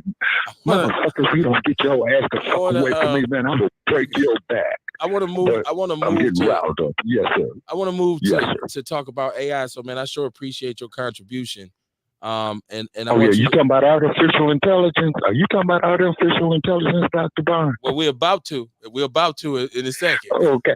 First, let me say this here, then I'm gonna hang up and let you get on with your show. Artificial intelligence, man, fuck artificial intelligence, because now you got artificial intelligence creating itself. That's what all that crap in Silicon Game Valley is about. Them clowns like Bezos, Musk, or other bastards up there with that bullshit The next time they go play Space Cowboy, they need to get on that goddamn rocket and fly that motherfucker straight to the sun and blow up. And then shut down artificial intelligence because it's going to be developing itself, which it is doing. When you go to the Silicon Valley, Dr. Barnes, you would be surprised at all these quote-unquote biometric firms that you see. And then, of course, as we all know, bio is a life force. And then they come up with this artificial intelligence to manipulate the life force, to turn everybody into biological robots. You see what I'm saying? Okay. Nah, man, we got to resist that shit. All right, brother, what I'm going to do, I'm going to get off the phone, man. I'm going to listen to some more of the comments, man. And then I'll be chiming in, on the keyboard. Gotcha. All right. Thank you for taking my call. Yes. Okay. Listen, Shabaka on fire. Listen. You can always tell when somebody need their own show, right? Or when somebody has their own show, right? It's like, okay, yeah. No, shout out to Shabaka, man. Y'all check him out. Make sure you post a link to your show in the chat room. Let me catch my chat room. He says majority of the crimes are committed are economic based. We, meaning the government, refuse to address the societal issues that lead to those type of crimes. I'm over the conspiracy. I took my aluminum foil hat off. I'm over it. I told y'all, if it ain't about moving forward, it can't ride with me. Tiarsha said my son and now my grandson went to Bradley Tech. They teach them construction, welding, and working on cars and motorcycles. So Tech teaches these things. Yes, they do. There's a million programs. Mama Jenkins said Milwaukee is a planet of its own. These motherfuckers are out of order, and we need a solution for this behavior, and this reckless driving and shootings are totally out of hand. Again, take their ass out of the community and get a city a break. And I think ours is very specific to, and if you go to any large city in America, urban America has all the problems. So Milwaukee mirrors its, Detroit to the east, Chicago to the south, Minneapolis to the west. They have issues there, and that's supposed to be La La Land in the Midwest. He said, why don't they want these opportunities? Mama Jenkins said Shabaka was on fire. Said I graduated with a bachelor's degree in criminal justice and I lived it too. So what evidence-based solutions do any of you have since you know so much and have so much experience? Once again, I don't think it's funny that you would even, and I never even, this is the craziest part. I would, with all of the stuff that I've done with young people, it's very funny to me that anybody would even, like, I'm not even finna go into that with you because I got a show to do. So I'm not going to take 2 hours to talk about all the different positions and all the things I've done in this community in terms of being out and about in the community. You talking to the soul of the earth. What's going on? Oh, okay. Hey, okay. let me comment on that. Okay. Well, I tell you what about me. You know what I mean? Like I say, I lived it. I was on that side of the tracks. I went to fucking jail and got my motherfucking mind right. Is that evidence-based? I know a bunch of brothers that went to jail and got their motherfucking mind right. They out here right now thriving legally and ain't been back since prison. That's right. What I know. So like I said, I'm just talking on experience. Well, once again, ain't nothing like experience. You can't learn nothing. Ain't nothing you gonna read in the motherfucking book that's gonna beat experience. Yeah, what Sean Mo, he said, what did motherfucker do around this bitch when it come to fentanyl, lock them up or whack them? Okay. He said, it seems like y'all have given up and just want jails, courts, and prisons to handle the problem. So you fighting against white supremacy, but condoning it to use a solution to the crime. Yeah, whatever. Like, tell us your solution. Well, but it's I want to know your solution. But that's so asinine to even think. Once again, when I look people in the face every day, people of color, and basically hold their hand and lead them to resources, right? It's funny to hear somebody say what he's saying, and to say somebody's giving up or somebody's condoning white supremacy when I'm every day knee deep in a struggle, working with people, and I have been doing so for the last 22 years. So I don't know all of that. That's just, I feel like that's funny to me. I'm at the age where I laugh at stuff like that. Now I want to talk about AI because we keep seeing all these articles about the advancement of AI, and people are saying that they're going to take people's jobs. And well, I mean, ain't we been talking about this since the movie The Terminator, right? Like since we've always known that there's a danger to an overdependence on technology, right? And people are saying AI is already at work manipulating different things and there's algorithms and stuff like that. How scared are you all that this AI kind of revolution takeover is closer than we think? Do either one of you think that this is something that's about to happen expeditiously and we really need to be more aware of it? Because we're all addicted to this technology. Who doesn't have a cell phone, right? Who doesn't have the internet in their home? Who's not got what's her name? What's the lady? What's her name on Amazon? You call Siri and Alexa and all this shit. We're all living off this nut, right? So, what y'all think about this AI shit? I mean, whatever's gonna happen is gonna happen, man. You know what I mean? I'm still gonna focus on what the fuck I got to do. Okay. What you think about that, Rail? You know what? Somebody asked me about that earlier today, and what I said was this. And it's gonna probably sound conspiracy theory-ish, but I honestly believe by the time we hear about technology, the military had it for at least 50 to 100 years. Yeah, so my thing is, if it was gonna do that shit, it would have did it by now. You know what I'm saying? But I look at, because I told you I'm writing a book right now that's focused on giving people other options on how to make money from home so that they can be at home to raise their motherfucking kids. So, just a lot of the different side hustles I'm giving, a lot of these have AI. Like AI, so that whole AI shit right now is a misnomer. This isn't really artificial intelligence to where it's self-aware type shit. You know what I'm saying? What it does is like, so there's something right now called Chat GP Chat GP, I believe it's called. So that's one of the engines. Damn, they're like Google. I mean, if you scared of AI, as you type into Google looking for some shit, it's gonna be typing it for you. Did you mean this? Did you mean this? Right.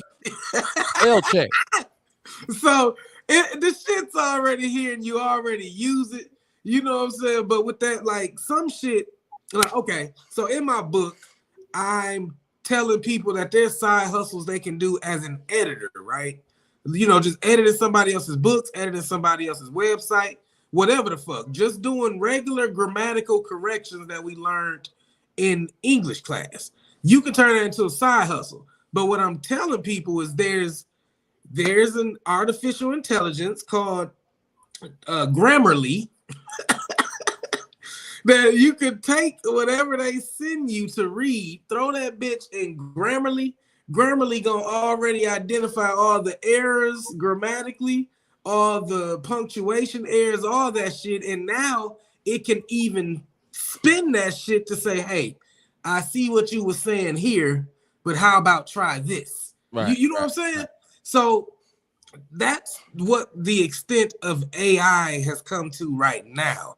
And the thing is, I tell people, instead of fearing it and shunning it, position yourself to ride that wave. I mean, we got to think about shit like this.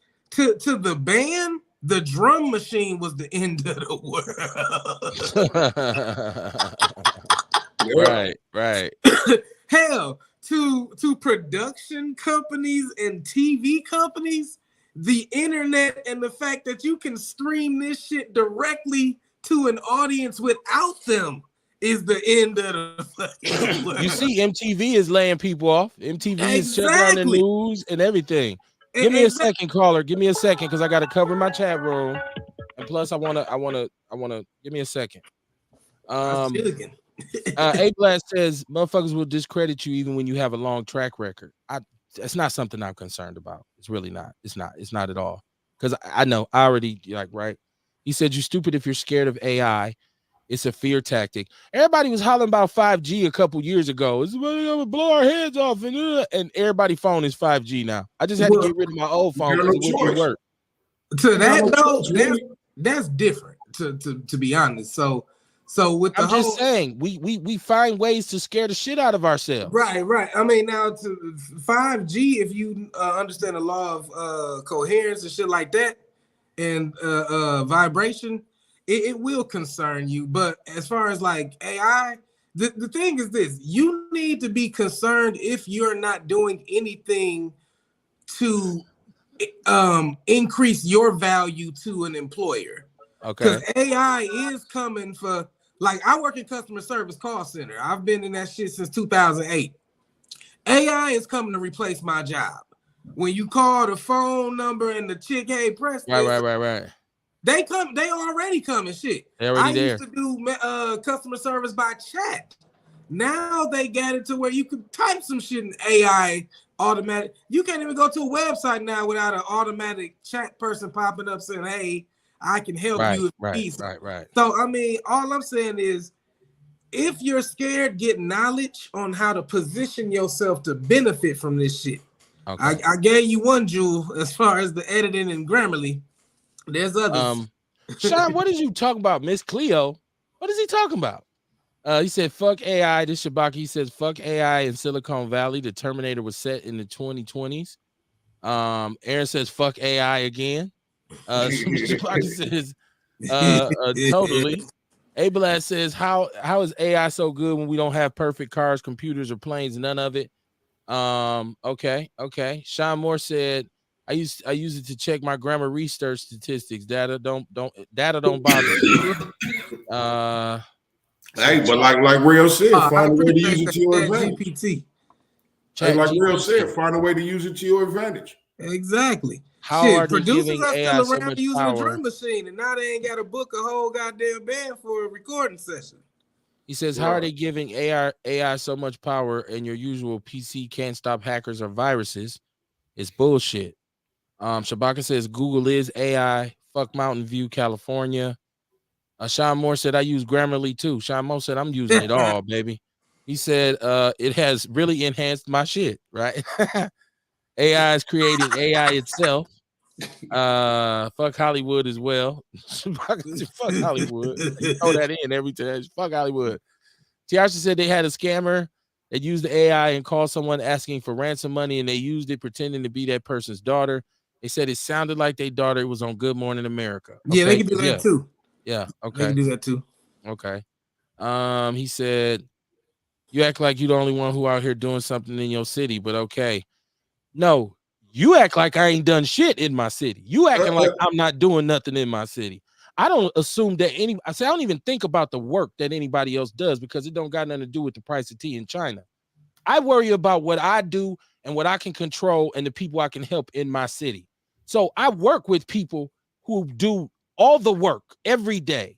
So nobody ever said that I act like I'm the only one doing anything. You keep trying to hang some false narrative of some kind of bullshit ass white supremacist doctrine on me, and it ain't flying.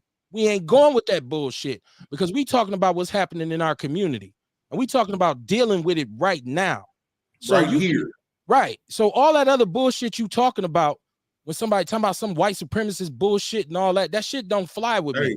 See, So Kev, it ain't about me thinking that I'm the only one who doing shit. I've been arm in arm, hand in hand with a group of people standing in front of police, protesting in City Hall, breaking up meetings. I got laws on the books that I crusaded to get done and set on the books right now as we speak. So when you start talking, you got to know who you talking to. Hey, Kev, right? Remember the last show? This that energy I caught, man. This that bullshit energy I caught. I know. You tried to calm me down, but I tried to catch it right away, man. Motherfucker trying to discredit a motherfucker or something, man. Right. Well, it's all good. I'm check just the saying. Track record. Check the track record, nigga.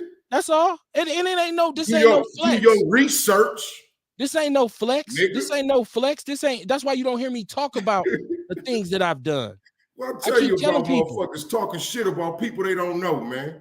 I do this shit for a cause, not an applause, right? And it's been a long time that I've been out here, from teaching special education, all the way up to workforce development, to juvenile justice.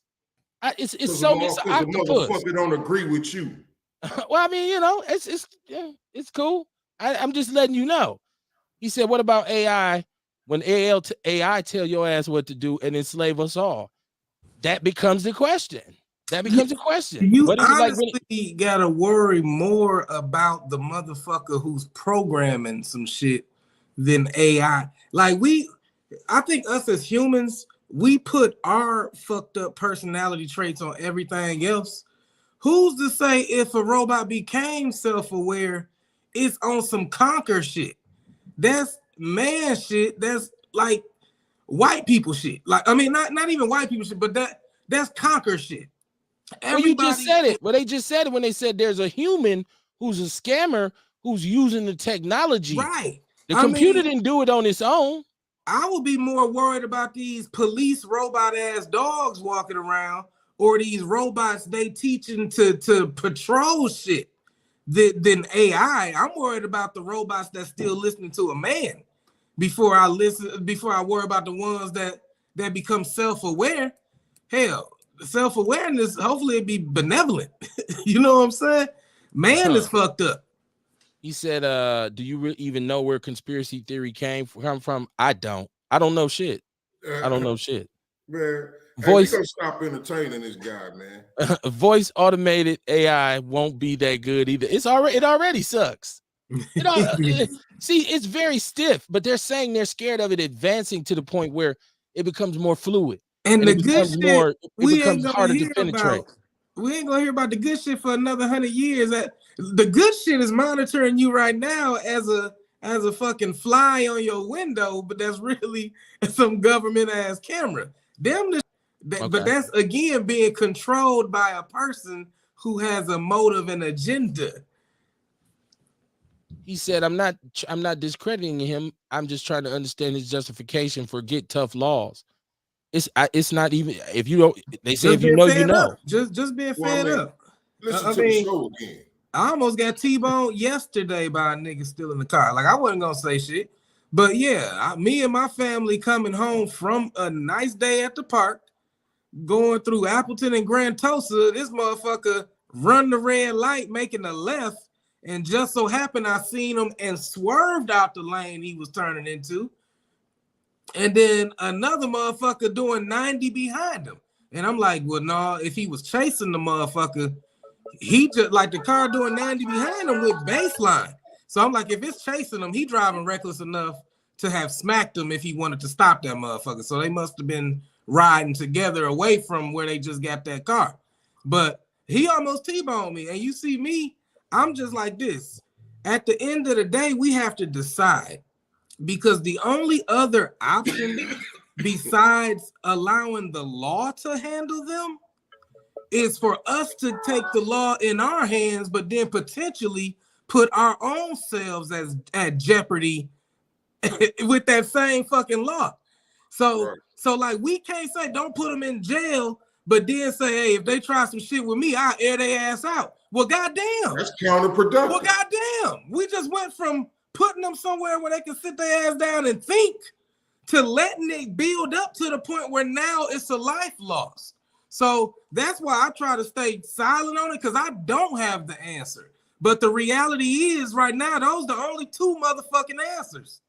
Because somebody almost killed me and my van full of family yesterday on some dumbass shit. Hey, I think our listeners have to remember, like, especially the listeners from out of town. You know what I mean? Like, this right here is something that's big. Motherfuckers is dying damn near every day because of these little niggas stealing cars or smacking people and shit. You know what I'm saying? And I don't know what the big crime thing is in their community, but that's something that they have to discuss steering what to do. You know what I mean? But right now, at this point, this shit has been going on for some years now. I mean, even if we say all-time high. Even if we say men need to get together and take the block back, okay, what does that entail? Because there's gonna be some motherfuckers that's gonna try to kick back, jump back, and don't want to listen to a man because they never experienced one. Right. What do you do to that motherfucker when you say, hey man, can y'all stop driving around my neighborhood like this so my kids can go to the park? And they try to upstrap on you. So now you have a dilemma. Let some bum ass, nothing ass nigga take you away from taking care of your family, or putting another brother in the grave. It's getting hard out here. That's why I try not to speak and try to just be like, hey man, let it play as it go. But that's the reality. We stuck between a rock and a hard place. Let the cops handle them or us grab our nuts and handle them. Because, at this point, man, you know what I mean? It'll be counterproductive if we did it ourselves. I know where the fuck I come from. I know what the fuck I do. Exactly. You know what I'm saying? So it's like, okay, I don't want to add to the murder rate. I don't want to add to no other black people getting fucked up. You know what I mean? I got it to a point where the love is at an all-time high for me. You know what I'm saying? So I don't want to hurt another brother, but goddamn, we got to do something. Exactly. I've been saying through the whole show, if this ain't the answer, nigga, tell me. I just told y'all the other answer. You know what I mean? Niggas ain't gonna like either one. Right. Exactly. You know what I mean? No matter what I say, nobody gonna like. Because all like Kev said, all the programs that's out here, they don't want to do. You know what I mean? You try to hold their hand and walk them to the program, and they don't want it. Shit, I work for the motherfucking city or state. These motherfuckers don't even want to call in to put their fucking application in on time. How long this application gonna take? I got stuff to do. Bitch, you calling for food. That's the least you can do is answer these goddamn motherfucking questions. You know what I'm saying? What am I supposed to do with $23? I can't do shit with that. Bitch, it's a supplement. It ain't called feed your goddamn family. It's called supplement your shit.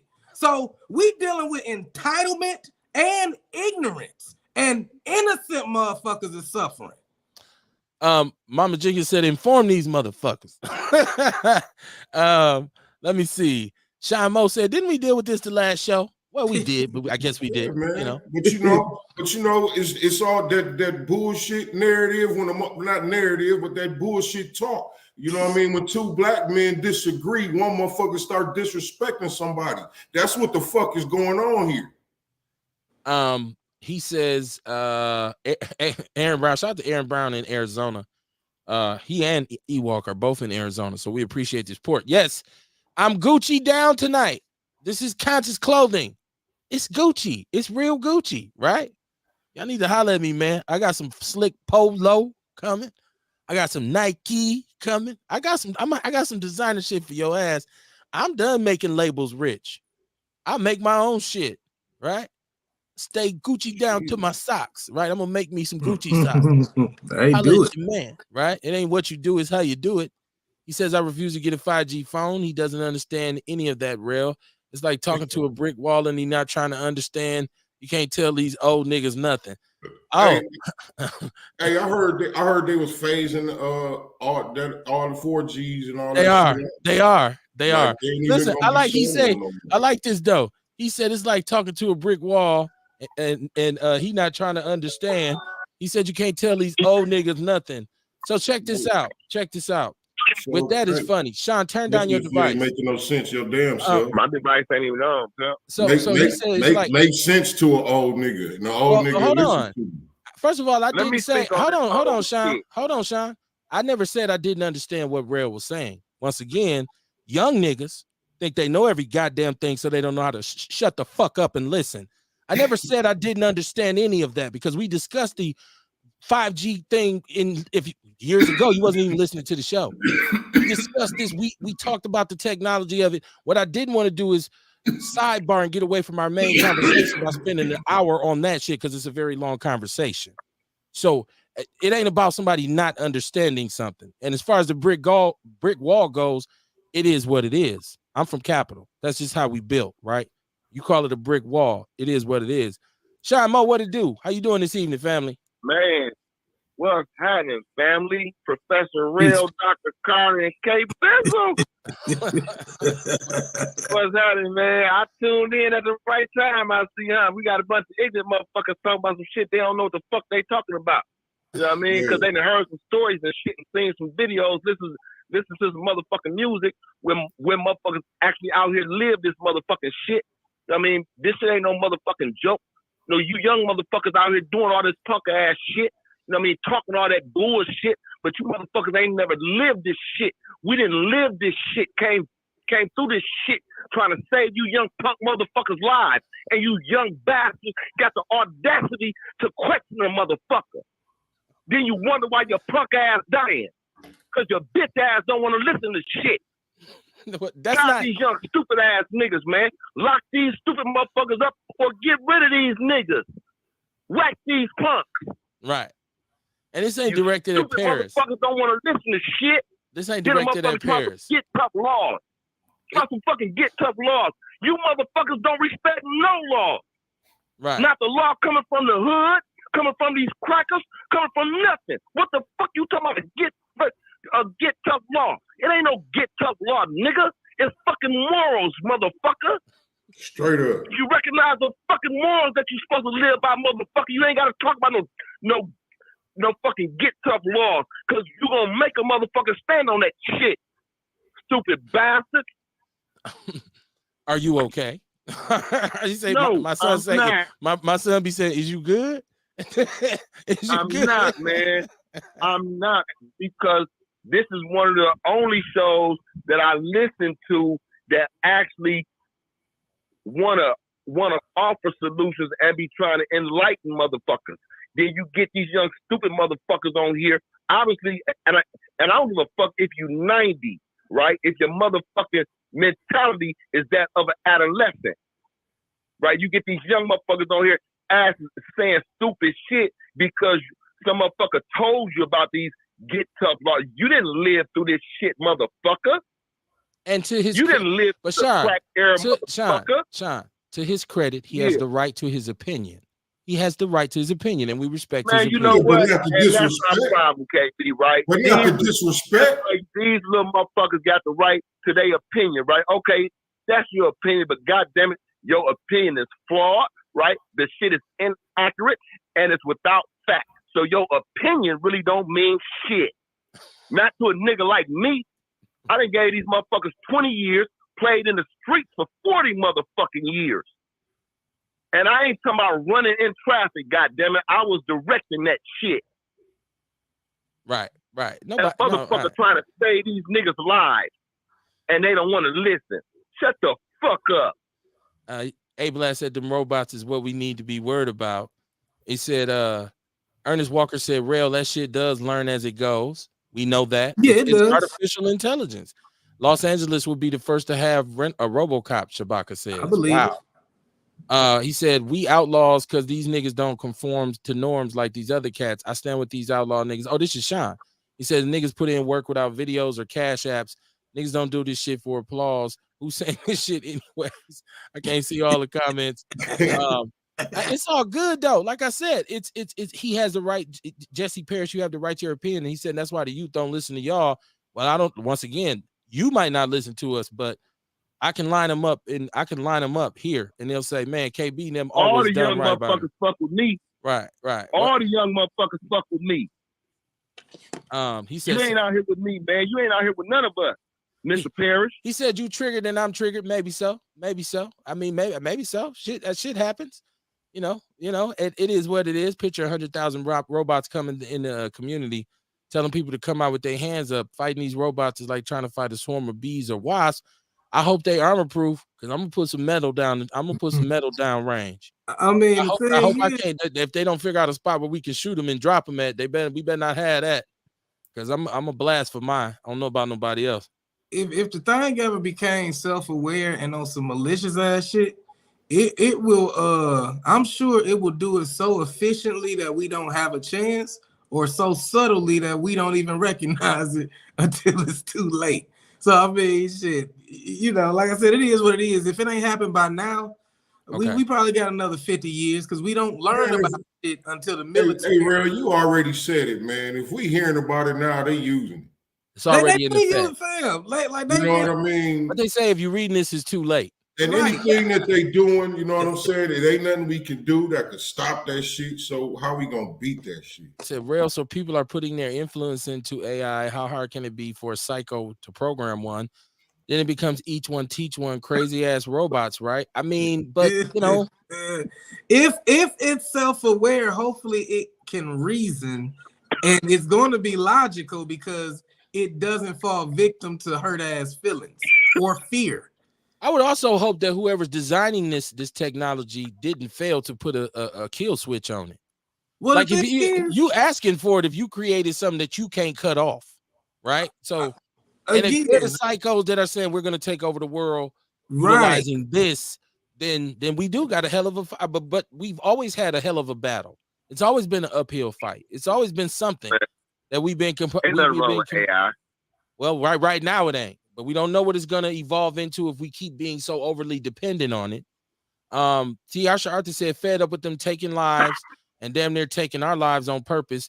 Some of these mofos intentionally run their cars into you while driving or even walking. They need to go to prison since this is where they are trying to get to. Sean Moore said, this ain't about get tough laws, this is about right and wrong. Let me let him on the line. If I can, what's wrong with this shit? Paris, what's going on, man? Hello? He was on. Did he hang up? Hello. What's going on, right bro? Here. Who's this? Like, am I calling the radio? This is Outlaw Radio. Yes. You gotta turn y'all gotta turn y'all device down because we got an echo. Turn it down, please. Jesse, turn it down. Thank you. It's Lady J. How you guys doing? How you doing? I heard you had some issues. You good? I'm gonna be all right. Thank you for your concern. Yeah. Okay. I got a little accident. The white lady hit me in the big old face. This is terrible.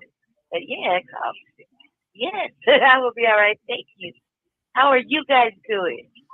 Right. Hey, it's a verbal spar. It ain't nothing they ain't never seen before. It ain't nothing we ain't never did before. So it's Wednesday. It's the Hump Day edition. It's Outlaw Radio. And this everybody on this show is a veteran. Nobody on here is a rookie. You know, we've been through the wars, we've been through the battle. So it's for us, it's all in the day's work. So, you know, it's just all good. My brothers, you gotta calm down. Like we experiencing a level of the world got us facing all this madness. The stress levels for us as a family are like super exuberantly high. That it don't matter what we talking about, people's hearts be hurting. You know what I mean? Because they get so passionate, like us all the way around. Like they, even like over here, we doing our best to fight certain issues in our city, and the levels of stress be so Is that high. a TV? We still getting a real bad echo. Turn the TV off. I got this. Hold on. This house, like the black house, is like extremely loud. Hold on 1 second. Can you hear me now? Yeah. Can you hear me better? Yeah, the echo is gone. Okay, I'm sorry about that. Everything in the house is like, it's kind of live up here. I apologize. But what I'm saying is that we can't let any of these things affect us, even in our own cities, because you're right. We're facing our own car theft, catalytic theft, converted by these little youngsters. They're young. They're like, they're like maybe less than 10, under 20. You know what I mean? But in our city, which we can relate, in our city, there's little Hispanic kids trying to, change like whatever gang banging was there is to whatever, and it's ignorant, for them. They're harming people. They don't have no repercussions. They feel like they can't be chastised. They can't be whooped in the street. They can't be talked to. They can't be sat down nowhere. And you're absolutely correct on that. I was going to ask this one quick question because we don't have it in our city, and try to push or create a policy for it in our city where Jesse is running. I'm sorry. We're in Denver. I'm in Denver, Colorado.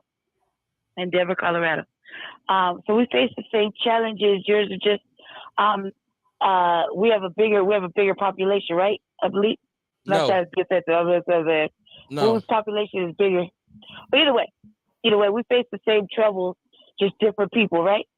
So I was gonna put a policy together, thinking about, you're right. Some of these individuals need to sit it down somewhere, but also their parents need to sit it down somewhere, because there's a lot of things have to do with the parents and not wanting to parent their child, leaving them in public school to let the school parent them. They don't have no activity after school. They just run in the streets. It's just wild. Nobody disciplines them. So when they get to school, they're just wild there too, or they don't even go to school anymore.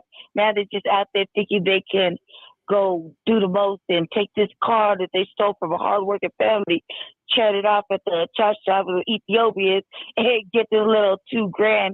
It wasn't worth shit to them. It just caused the whole family to shut down. You know what I mean? They don't have no repercussion. In our city, when you steal a car and the T's roll up on you, it's automatic gun drawn. They don't have no mercy.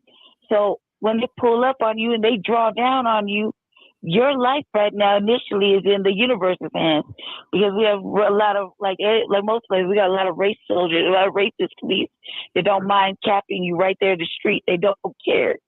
They'll blame it on something. They'll find a reason, right?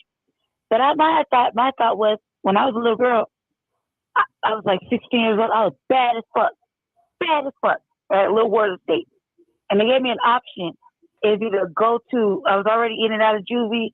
They like go to the like baby penitentiary till you're 18, and then you go to the big boy place, you know what I mean? Or go to Job Corps, right? I was 16 years old. I went to Job Corps, and I got into some shit there because my ethnicity. I went to all native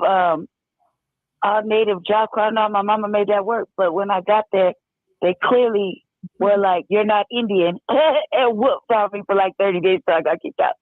Now, that's an option I wanted to bring to the city and make these like little, like almost convert some of these buildings that were for schools that they done closed down into these like facilities where, you know, you like stealing cars. Let me change that motive for you. Now I want you out on the farm. I want you growing food. I want you doing the dairy. You know, man, these cattle. You like stealing cars so much. Let me take that temptation from you and put you somewhere else. We need agriculture. We need plumbers. We need this and that. We need you to build yourself. What do you call it? A trade. And right. I think the thing we talk about here is we're beyond that, because we're in a situation where these kids they stiff arm that. They're not going to say, I'm going to go to a farm and go pick corn. No, can you force them? We can't force them either, right? Well, you can't do These kids are their own entity, and maybe, and I would say definitely, our issue is different from Denver, Colorado, because it's a different population. Especially this city is 40% black. The city is 15% Latino. So we're talking about a majority minority city, right? And so we're not talking about where, if we just came up with some revolutionary program to give kids jobs or teach them careers, we'd be okay, because we've been past that. This ain't year 2, this ain't year 3, this ain't 5, this is year 14, 15 of this shit.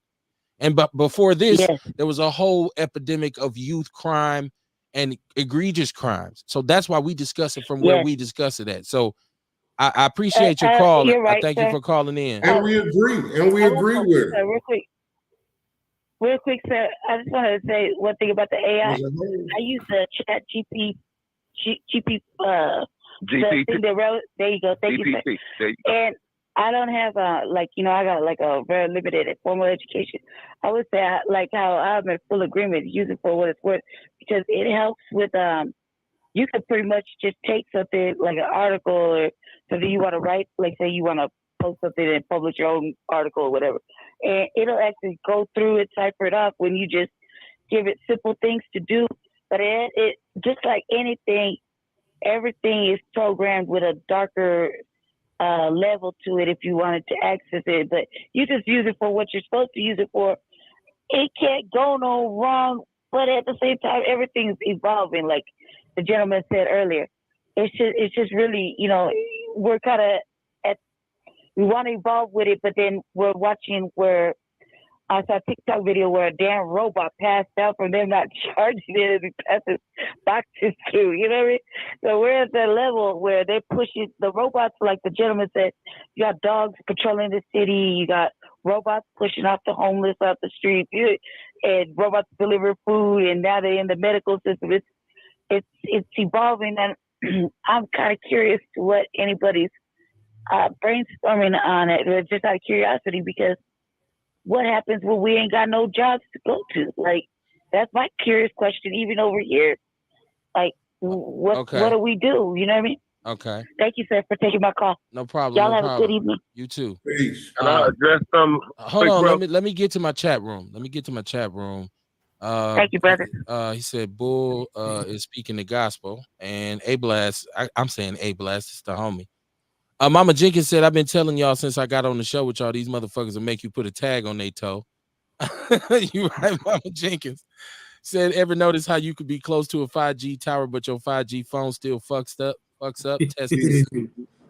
Car theft is gonna be the big thing in my community, he says. A Blast said, woo woo, real shit on the horn. Ha ha. He says, who's this? Oh, Vince Tony, what it do, my brother? He says, Peace. Outlaws? How you doing, Vince? Peace. 50 years, try 25 years at the latest.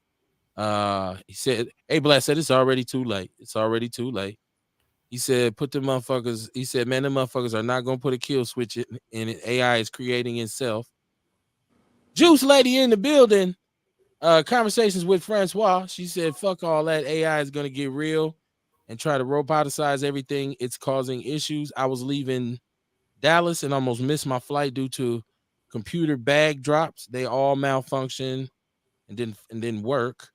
He said he didn't have enough workers on the desk. They didn't have enough workers at the desk. Y'all done put Ewok to sleep. I don't know why he sleep. I don't know why. Said Chat Girl wrote my essay. Chat GPT wrote my essay to get into UWM. I don't know if you want to say that out loud, Juice Lady. I don't know if you want to say that out loud. Right. What's going on, Sean? I was going to address the young lady. If she got some traction in her city, man, I can send her some shit to try to implement. Fuck with them young cats. Then I was walking through the neighborhood today, man. I had a conversation with a whole bunch of people in the neighborhood, young cats, some elders. We need to have a conversation, man. That's Vince Tony. Okay. Yeah. Vince, holla at him. That young lady, the one that was on the horn just now, if she want to leave me her information on the in the chat, so an email or something, I'll reach out to her. Ernest said, really trying to do something. He said Denver, put him to sleep. Damn. Okay. Hey, what you gonna do? Listen, Trump. So Trump is another charge. Is this an additional charge now?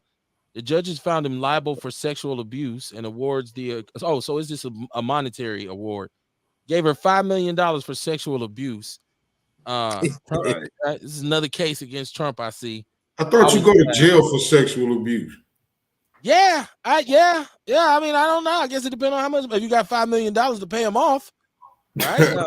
Might have been like civil or some shit. Yeah, it was. Yeah, but I guess it was. It had to be civil if there was a financial award, right?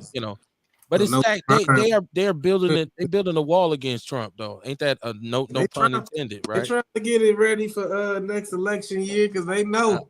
They know it ain't looking too good if he run because Biden ain't doing nothing major and niggas are starting to wake up to the spin move they got hit with when he told people they ain't black if they don't vote for him. Right. Like shit. He said, "What's wrong with you, nigger?" He said, Courtney says, my office is in that neighborhood and some niggas broke in and robbed it. Luckily, my office wasn't hit over in Vince District. She said the statute of limitations.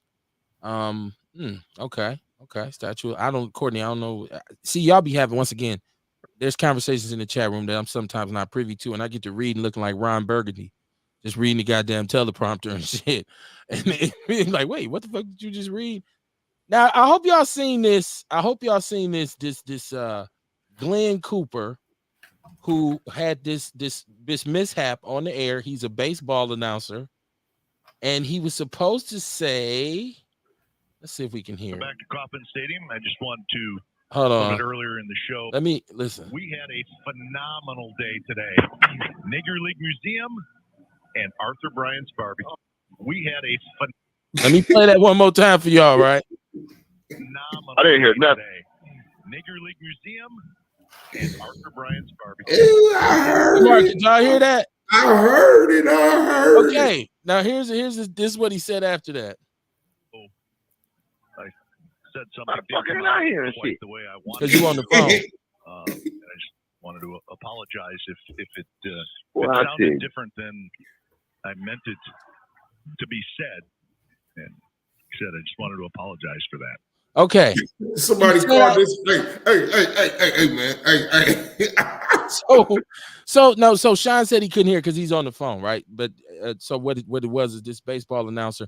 He said we had a hell of a day. But he said nigger history league, whatever. He said he was supposed to say Negro. He said nigger. And then he came back and he was like, well, Yeah. it didn't come out like I didn't mean to. And so everybody was like, this shit came out so smooth. It came out so smooth, right? Like he was talking to his neighbor. Right. He's been suspended by his network. He needs to be fired. Right. The fact that he tried to come back and smooth it over is the funniest part to me. But it's also very funny that it slipped out so elegant. Yeah, that was hilarious. He hit that note running, man. He hit that note running. Did he? That was funny. I didn't know if everybody had heard it, so I want to play that for y'all. Ewok said she couldn't remember the year or date, and it was all old as Bill Cosby shit.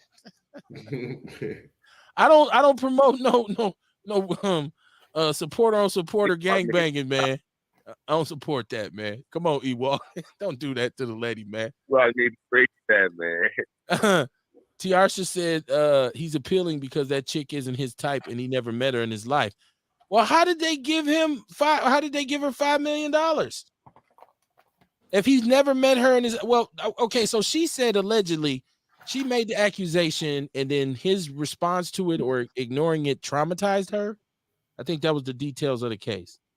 That's the Oakland A's announcer, by the way. He's been suspended. And that's in the People's News Network. So Oakland A's announcer. Right. Well, he technically is. He hasn't been fired. He's been suspended. So, y'all know we have Ron DeSantis coming to Wisconsin. Shout out to Miss Beverly. I got to get Miss Beverly on the show.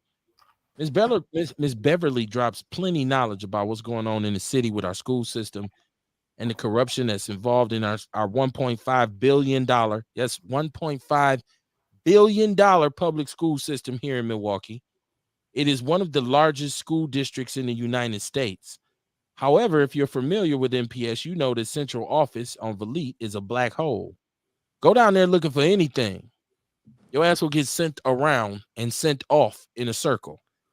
I worked 6 years for Milwaukee Public Schools, and I dreaded going to central services because I knew at any given time it could be some horse shit going on, and it'd be like, well, go upstairs to this or go talk to that person. And that person be like, no, you're supposed to go over there and talk to this person, and end up running in a circle.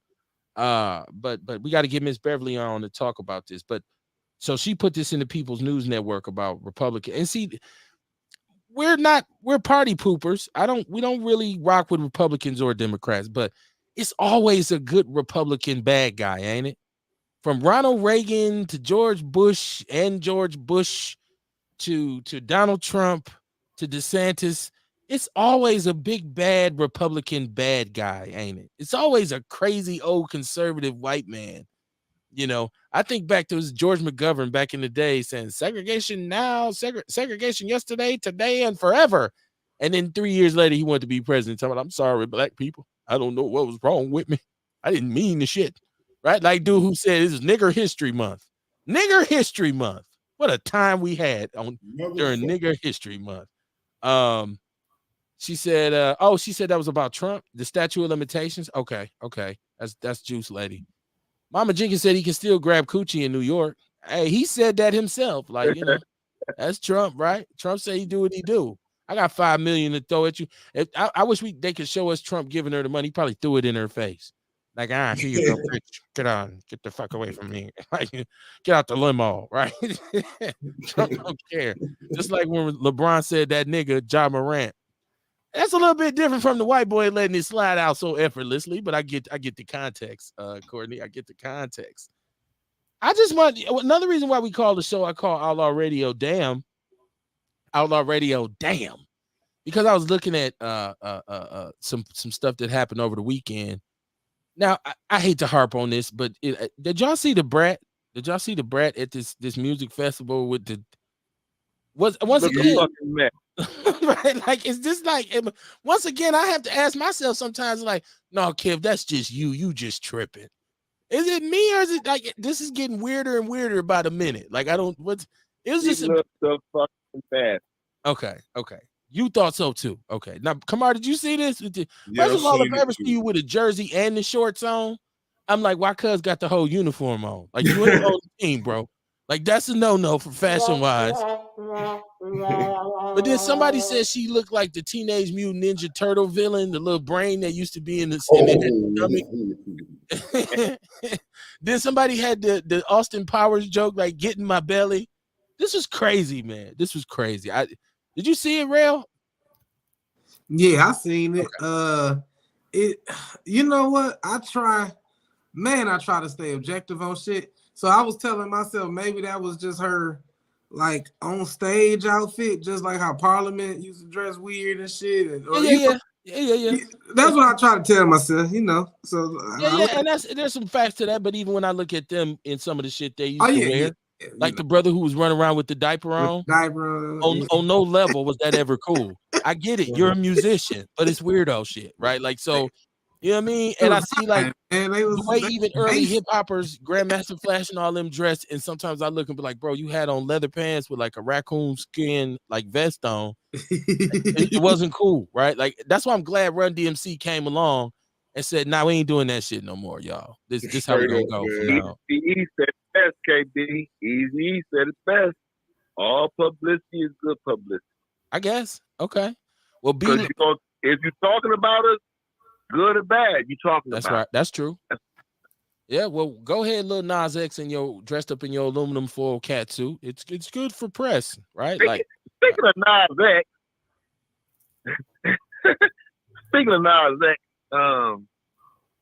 Ron DeSantis, right? You mentioned Ron DeSantis, and I'm glad you did. I had this conversation with my little brother because I'm like, man, why y'all fucking with Ron DeSantis down there? Why are y'all supporting him? And he said because he's not with their freedom of choice shit, right? He's not allowing people to sexualize these children, right? Okay. That was his thing with Walt Disney World. He didn't want the trans characters. He didn't want the gay characters. Right. That's his fight. That's his fight with Walt Disney World. But he told the schools he would take their funding if they teach that. Right. But he also told them he would take their funding if they teach critical race theory and Black History, right? And Black History Month. Yeah. So we talking about good and bad. You know what I mean? So some people, man, their views, right? We know that critical race theory, as they call it, we talking about history. You know what I mean? Yeah, this gender stuff, I don't care what you say, man. It's a learned behavior. I'm sorry for everybody that's going to get upset with me. That's just my opinion. But you can't equate the two. And what we sometimes fall into, right, will conform so that we get what we want. We'll accept one to get the other. Okay, so hold on. Now my chat room is popping again. Ernest says some people just need to sit down somewhere and chill. The spotlight goes off and it's cool. Courtney said they asked me feeling real comfortable slipping into their at-home cells, but I get the difference. And then Ewok says, "No, Shine, fuck Ron DeSantis." I'm with you. I'm with you too on that, Ernest. I fuck Ron DeSantis. Listen. I ain't fucking with Ron DeSantis, right? I'm not. I'm letting you know what the climate is down in Florida, though, because he didn't change the law so that if he does run for president and lose, he don't lose his job down there, man. And them people are not really complaining about that. Well, we know who's in Florida. Florida is one of the craziest places in the union, right? Like it's some whacked out, crazy people in Florida. George Wallace said segregation yesterday, today, and forever. That was George Wallace. I said George Montgomery. George Wallace said it. Okay, he was running for governor of Alabama. He was the governor of Alabama, and then he tried to run for president. He got shot up. Ironically. Karma is a bitch, right? He got shot and paralyzed. She said, "Watch it, Sean. I don't want you to get canceled." Well, I think Outlaw Radio is the one place where you won't get canceled, right? You won't get canceled. Let's see. Y'all get y'all some of this conscious clothing. Y'all want to wear Gucci like me? Y'all want to wear this? This is Gucci. We gotta wear our own stuff, right? We gotta stop being slaves to these labels. It's real. What else we got? Claiborne Benson, my brother here, who is a very, very intelligent brother who runs the museum, the Black Holocaust Museum. He's saying they're in need of funding. He's saying they're gonna have to get some more money from the state. The state announced that they had that $150 billion surplus, and everybody like asking the state, "Nah, we need some more bread." Everybody like, we need some bread, man. Y'all, Madison sitting on all that money. Jesse said, "Old frog face" is what we call him. Yeah, he'll be here in Milwaukee. And that's what Miss Beverly said. He'll be here in August. So she said, let's give him a nice warm welcome when he get here. They gonna have you so far back from him. Because I remember when the Klan came here and everybody's like, we going down there and get their ass. And they had you behind a gate so far away from the motherfuckers you couldn't even see. Like, is that the Klan? I can't see. It was like being in the fire serve in the cheap seats. Is they playing basketball? I can't see. Yo, has to be so high up. Mama Jenkins said this show tonight is great. It shows lots of great minds and thoughts, but put these badass hood rats in jail. I'm with you, Mama Jenkins. I'm with you. She said, did you see the FBI running into the house on 69th and Silver Spring? I did not. I was not there. You know what? Shout out to Lockhart Media. Who does a lot of mobile news gathering.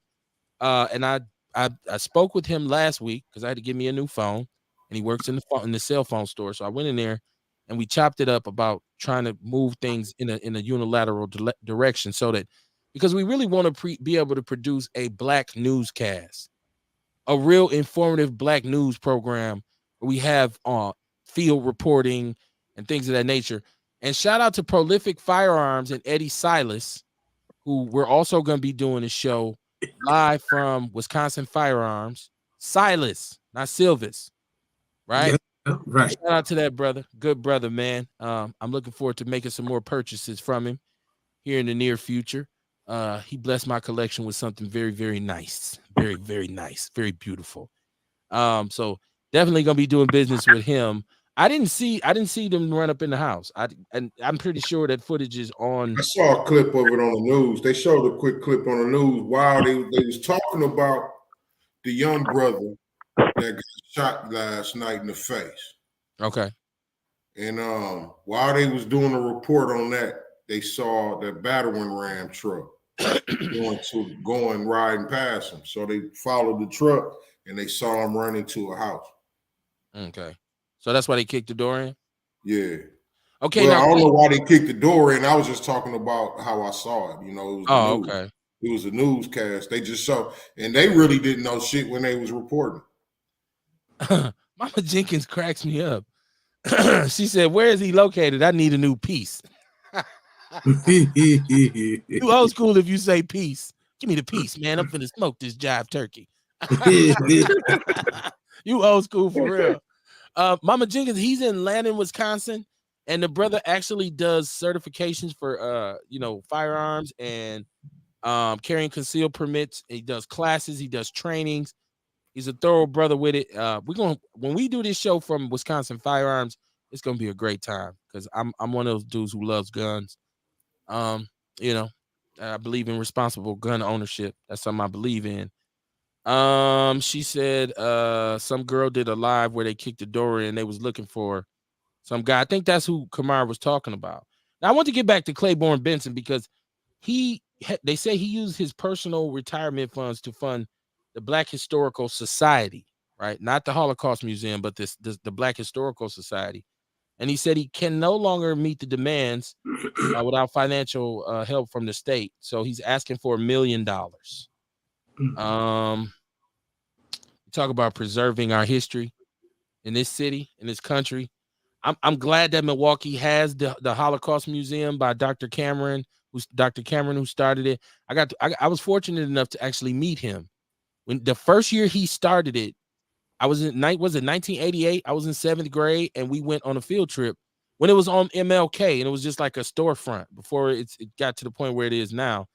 And he was a very thorough brother. He was a very deep brother, and he had the picture of his two friends. They were in Indiana. Something happened where they were accused of a crime, thrown in jail. He hid it. He left before they got picked up. He said, "This ain't right. Something's going to happen." I guess his friends chose to stay, and they were lynched. But they had a third rope, and it was supposedly for him. And he was like, "Had I not followed my instincts and got up out of town, I would have been on that third rope." But so he did the Holocaust Museum, and I know the state and the city is funding that now. So I guess Clayton Benson is like, "Hey man, I need some of that paper too. Y'all got to share. I'm trying to keep this historical." I mean, is that something worth donating to? I believe it is. Like we should be able to raise that little bread. Also, Right. And I believe the Milwaukee Bucks. Hey, I know. Well, we have all these different philanthropies in our, like these organizations, Bader and these kinds of places now that give millions upon millions to different organizations. So I'm sure that money's out there. Good luck on them getting it. Let me I'm gonna see. say, Go ahead, bro. can I? Go ahead. I didn't know that he was funded with his own funds either, because shit, he every time you want to use it, you got to pay for it. So, yeah. Okay. Should we? I mean, come on, man. I mean, shit. If you want $1 million, then cool, but that means that you're not gonna be charging people to come and see what's in there. You know what I mean? That means if you want the community to support you or fund you, right, then you need to make certain days accessible to the community for community use, for community studies, for community empowerment, right, for community enrichment. You have money, that means this is about to become a nonprofit. You need to understand what goes on with that nonprofit. Ain't no more with your hands out, boss. Okay, and So I would say this: if we're gonna fund the public museum, if we're gonna fund the art museum, the Calatrava, if you will, if we're gonna fund the Wisconsin historical, not the Black historical, but the because that you never hear about that museum located right there on the tip of downtown. You never hear about them having any problems at all. And I don't know nobody who's ever been there. And they've been there 50 years. So if you're going to fund all these entities, right, brother Claiborne, a check. But I would say, bro, if you got this money, then you need to step your services up. And like Sean said, maybe you need to make it more, give it more appeal to the community. Make it practical for the community. I mean, outside of showing some exhibits, create a real experience. You know what I'm saying? So, and if it's one thing our youngsters need, because we keep talking about young people and what they need, one thing they really need is to learn about where they come from and what we've been through in this country. And I think that's one of the only things that we can kind of give them at an early age and hope it really has an effect on them, to say, listen, before you go out here and you encounter some trials and some tribulations in the community and go balls to the walls, understand where you come from, understand where the people in your family come from, understand what the traditions and the importance of solidarity in our community. I really don't think a lot of people understand the concept of solidarity, and this causes them to do a lot of foul things, right? So when I say we got to really educate people, I'm really serious. If we start at a young age trying to get people informed, I think we'll be doing better. I'm gonna take one more call if I can. Caller, you live on Outlaw Radio. What's your name? Where you? I ain't got him yet. Caller, give me a call back. Let me clear my line. Yeah, Sean was complaining about me taking multiple calls, so now I got something that will take multiple calls. So caller, call back before we get off. Somebody got. I'm getting an echo from somebody. They got their TV on or something, watching Love Boat or some shit. Magnum PI. Let me see. I think you know what. As far as this goes, it's 10 o'clock. I want to see if this caller is gonna call back. Caller, you just. All right. Let me get this. What is this shit about? Okay. Caller, you live on Outlaw Radio. What's your name? Where you calling from? This is Dion again. I wanted to catch y'all before y'all get off. I'm back now. Well, I'm back in where I ain't in Oshkosh no more. I'm at home base. But yeah, though, so in order for, a lot of the brothers to understand the experience of, I haven't personally been to our African American Holocaust Museum here, but I have experienced the one in Memphis. It's a great experience. Well, Martin Luther King got killed at the Lorraine Hotel. They turned that into an African American history museum. But the thing about it, though, is not funded by us. I think the city of Memphis funded by AutoZone. And if you ever go to Memphis, there's a lady across the street. I don't know if she's still there, but she used to be a resident at the Lorraine Motel before they kicked her out and turned it into that museum. Also, I went to the African American Museum in Montgomery, Alabama. Beautiful, beautiful. That museum is interactive and is very educational. Also, they have it's a two-part of the museum because they have another part of the museum where they actually went to sites where people were lynched and murdered and took the soil and put it in a jar, and you could see where people were lynched, murdered, and hung. But the smallest things, guys were simply ask his boss for a raise, or if he simply walked too close and behind a white woman, they were lynched, murdered, and hung. So I disagree with some of the things they said about the African American History Museum because that's part of us. Now, see, if Chris Aberly or one of the other people come in here and want to fund it, see, we're not going to fund anything. I'm not going to lie to you. Even including myself, sometimes I'll be like, no, I ain't giving that nigga no money. But you know what I'm saying? If we want to no, seriously though, if we want our story to be told in the eyes of what truly happened, then we need to take a hold of it ourselves and be like, hey, let's put this dollar behind it because we'll go to the strip club or like myself, I'm a gym shoe fanatic. I'm trying to get out of that. I'll buy Michael Jordans and things like that. You know what I'm saying? So I wouldn't mind donating to the brothers' cause. Now I can't just give them money every month, but hey, if it's 1,000 of us, we could donate $5, $10, whatever. Any little bit make a difference just so we can keep that up because and when I was out of town, I was angry because it was white people in there. But the people pulled me to the side and said, don't get mad about this because they need to see this. They need to see what they have done to us because a lot of times these people really don't understand. They'll sit back and look, oh, those people, blah, blah, blah. That's just like when you guys were talking about the car theft thing and what can we do? Where a lot of the problems that we have is about poverty. And when people live in poverty, they are miseducated, they are misinformed, and are miseducated. So a lot of the things that go on is due to our miseducation. Like Dr. Carver said, miseducation of the Negro. So it's good that we have those museums around to preserve the Black Holocaust that happened because the only reason the Jews was mad about what Hitler did because it was other white people being killed by a white man. But ain't nobody talk about King Leopold, what was going on, or even the African apartheid that went over there in South Africa. So with that, I'm going to end Outlaws. Hey, Kev, I wish you, man, will have more days. I think you used to have Monday, Wednesday, and Friday, but whatever, though. I enjoyed a couple days that we do have, man, and interacting with you guys. I love you guys, man. Y'all have a beautiful weekend. Stay safe, and we'll do this all over again Monday. I'm out here moving and grooving. I get off in about 30 more minutes, and I'm going to try to make it safe home. I don't want to get hit on my way going down Titonia and Green Bay because there's always been a fatal accident there. And you guys take care, man. I'll talk to y'all Monday. Peace out, my brother. Peace out, my brother. Peace Love, out. bro. Yes, Love. sir. Yes, sir. And shout out to Dion. He's not the first person to tell me you need to add. Because Kamar, we used to really go hard in the paint.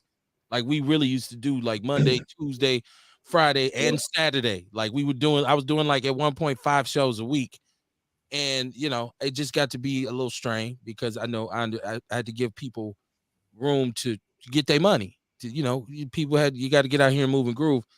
I do want to add a day, but I want to make sure that what I add is a positive, and that's why I'm looking at brother Silas and the Barcode podcast. I'm looking what our collaboration and Lockhart Media. I want that next the additional show to be more of a collaborative thing, right? And just to show that things are better when we all put our best foot forward together. I want to demonstrate solidarity, right? And so that's where I'm brainstorming over. Of course, I had the Big Black Sports Show.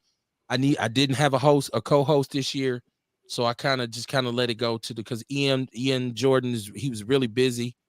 And my boy Tank was busy as well coaching. We'll get to that. I appreciate that. I'm glad people want to hear more of what we do. But with that said, we will be off for until Monday. Kamar, what you got going on this weekend? I'll be at the Mommy and Me walk down to Veterans Park. I want to say from 11 to 3. Yeah, Okay. So I'll be down there Saturday. You catch me down there. Okay. Real, what you got popping? This weekend I gotta get in this garden and get everything officially planted, and then what's left that didn't die, and then I'm waiting for the motherfucking Diggers hotline to come mark my territory so I can start putting my fence up, because unfortunately I have to keep my children in the back because they drive recklessly through my front yard. I mean, through my block. Well, actually, they've drove through the side of my house, through my yard, hitting my parked car and side swiping my house. So, I mean, now I'm putting the fence up so my kids can just play in the backyard, and hopefully ain't got to worry about too much. Man, goddamn shame. Your kids can't even play in their own yard. Man, and I bought my house because it got a park right across the street, but them motherfuckers be doing donuts in the field over there by the park. Yeah, they don't want to lock them up. Vince said collaborate with Hidden Hard Radio too. Shout out to Sair. I rock with Sair. He's a friend of the show. He's been on. We were supposed to go over there. I don't know who owns. I don't know who's the whole. But we're definitely open. But it's people gotta make themselves available, right? Like I'm not an ass kisser, right? Like, and I usually extend myself as soon as I see something that's valid. I usually extend myself to it and say, hey, if you rocking, we want to rock out too. We want to rock out with you. And if I don't get nothing in response, I keep it pushing. I'm built differently. Where this is some Capitol Drive shit. You get one phone call, you don't call me back, you probably never hear from me again, right? Like, because I know you got caller ID because you seen my number. So it's just one of those things. But listen, I want to get to the gist of this once again. Rest in peace to my sister, Moo Tamara Kingsby. I can't even say enough about the Kingsby family. We were all raised together, right? And they are all good people. Shout out to T Dot, shout out to Michi, wherever you at. Michi, wherever you at, you my brother. If I don't got no other brother, me, you and we've always been a lot of respect from an early age. And just I wanted to put that out there. But shout out to the family of Big Vic too, who we lost, which is another part of my neighborhood. So shout out, yeah, Sean. Nobody did. I didn't even know either. Nobody knew there was any, because she was always so upbeat and whatnot on Facebook. So once again, it's one of those things that just make you say, "Damn." I hear Rail talking about somebody driving in between his house, side swiping his car, putting his kids in danger. I say, "Damn." I turn on the news. I see a story about a 14-year-old so out of control that his behavior ends up with another teenager with a crushed skull. I say, damn. I look at the budget that our school system has, and then I look at what they're actually doing to prepare our children for this workforce. I say, damn, right? So many situations where that's all you can do is scratch your head and say, damn. But we need to start changing that narrative, right? We really need to have a safe space to have these conversations, and be okay with it. We can all walk away unscathed, but we can all learn something from each other. He says, and Paris says, no love lost. We just disagree, and we can agree to disagree. We sure can. That's And there's it. no problem with that. But when you throw in, that's why don't nobody listen to you old niggas. Them sound like fighting words where I'm from. So at that point, we turn our hats to the back and knuckle the fuck up. But I want people to understand, man, there's nothing more precious than life, right? Our lives, our existence on this planet. And it's not a given. So like I would tell anybody, me personally, I've learned to let go a lot of angst and a lot of hatred and a lot of anger, right? I was once a young man who was very, very angry, very upset with society, with America, because when I had these conversations, when I heard my mom, who was a sharecropper, who picked cotton in Jim Crow, Mississippi, tell me about the things she encountered as a kid, it pissed me off. It made me say, damn. When I went to school and had to watch Eyes on the Prize, black people getting sprayed with water hoses. You take thousands of children to jail and lock them up in jails because they just wanted civil rights. It made me say, damn, right? I was angry. I was pissed off. And that transferred, it kind of turned into other things, right? It manifested itself in other ways, right? So eventually you have to grow out of that and start thinking logically, because my brother Kamar has spoken with me a whole bunch of times about stop making decisions when you're emotional. Stop letting things get you so emotionally riled up that you stop thinking in the right direction. He says using your higher mind. Don't use your reptilian mind, is what he's always told me. So it's got me to the point where my zen is complete, where I'm hard pressed for you to piss me off. If you disrespect me, I meet that disrespect with disrespect. And that's a whole other thing. But I think the gist of this is we as black people have to be able to sit and discuss things from our own unique perspectives. And if you know, you know. If you hear me say something about my community that is not relevant to your community, then it's time for you to shut up and listen. If I hear you talk about what's going on in your community and I don't understand it, it's time for me to shut up and listen, right? The problem happens when we get so hung up on our perspective and we ain't listening to each other anymore. And then that turns into disrespect. And a lot of people done got their ass knocked out the frame for being disrespectful. You got this thing where you say, watch your motherfucking mouth, right? That's one of the staples of the black community. You better watch your motherfucking mouth, right? So we got to get past all of that. We got to continue to grow. We got to continue to evolve. You can get out here and make all the difference in the world in your community. When you get to the point where you feel like there's nothing I can do, then we really losing, right?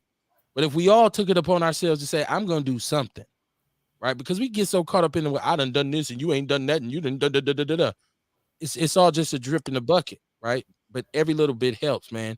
And we all should be focused on trying to become more helpful than harmful, right? More harmonious than heinous, right? We need to start working on building that love we talked about with ourselves. And that conversation starts with us being honest with each other.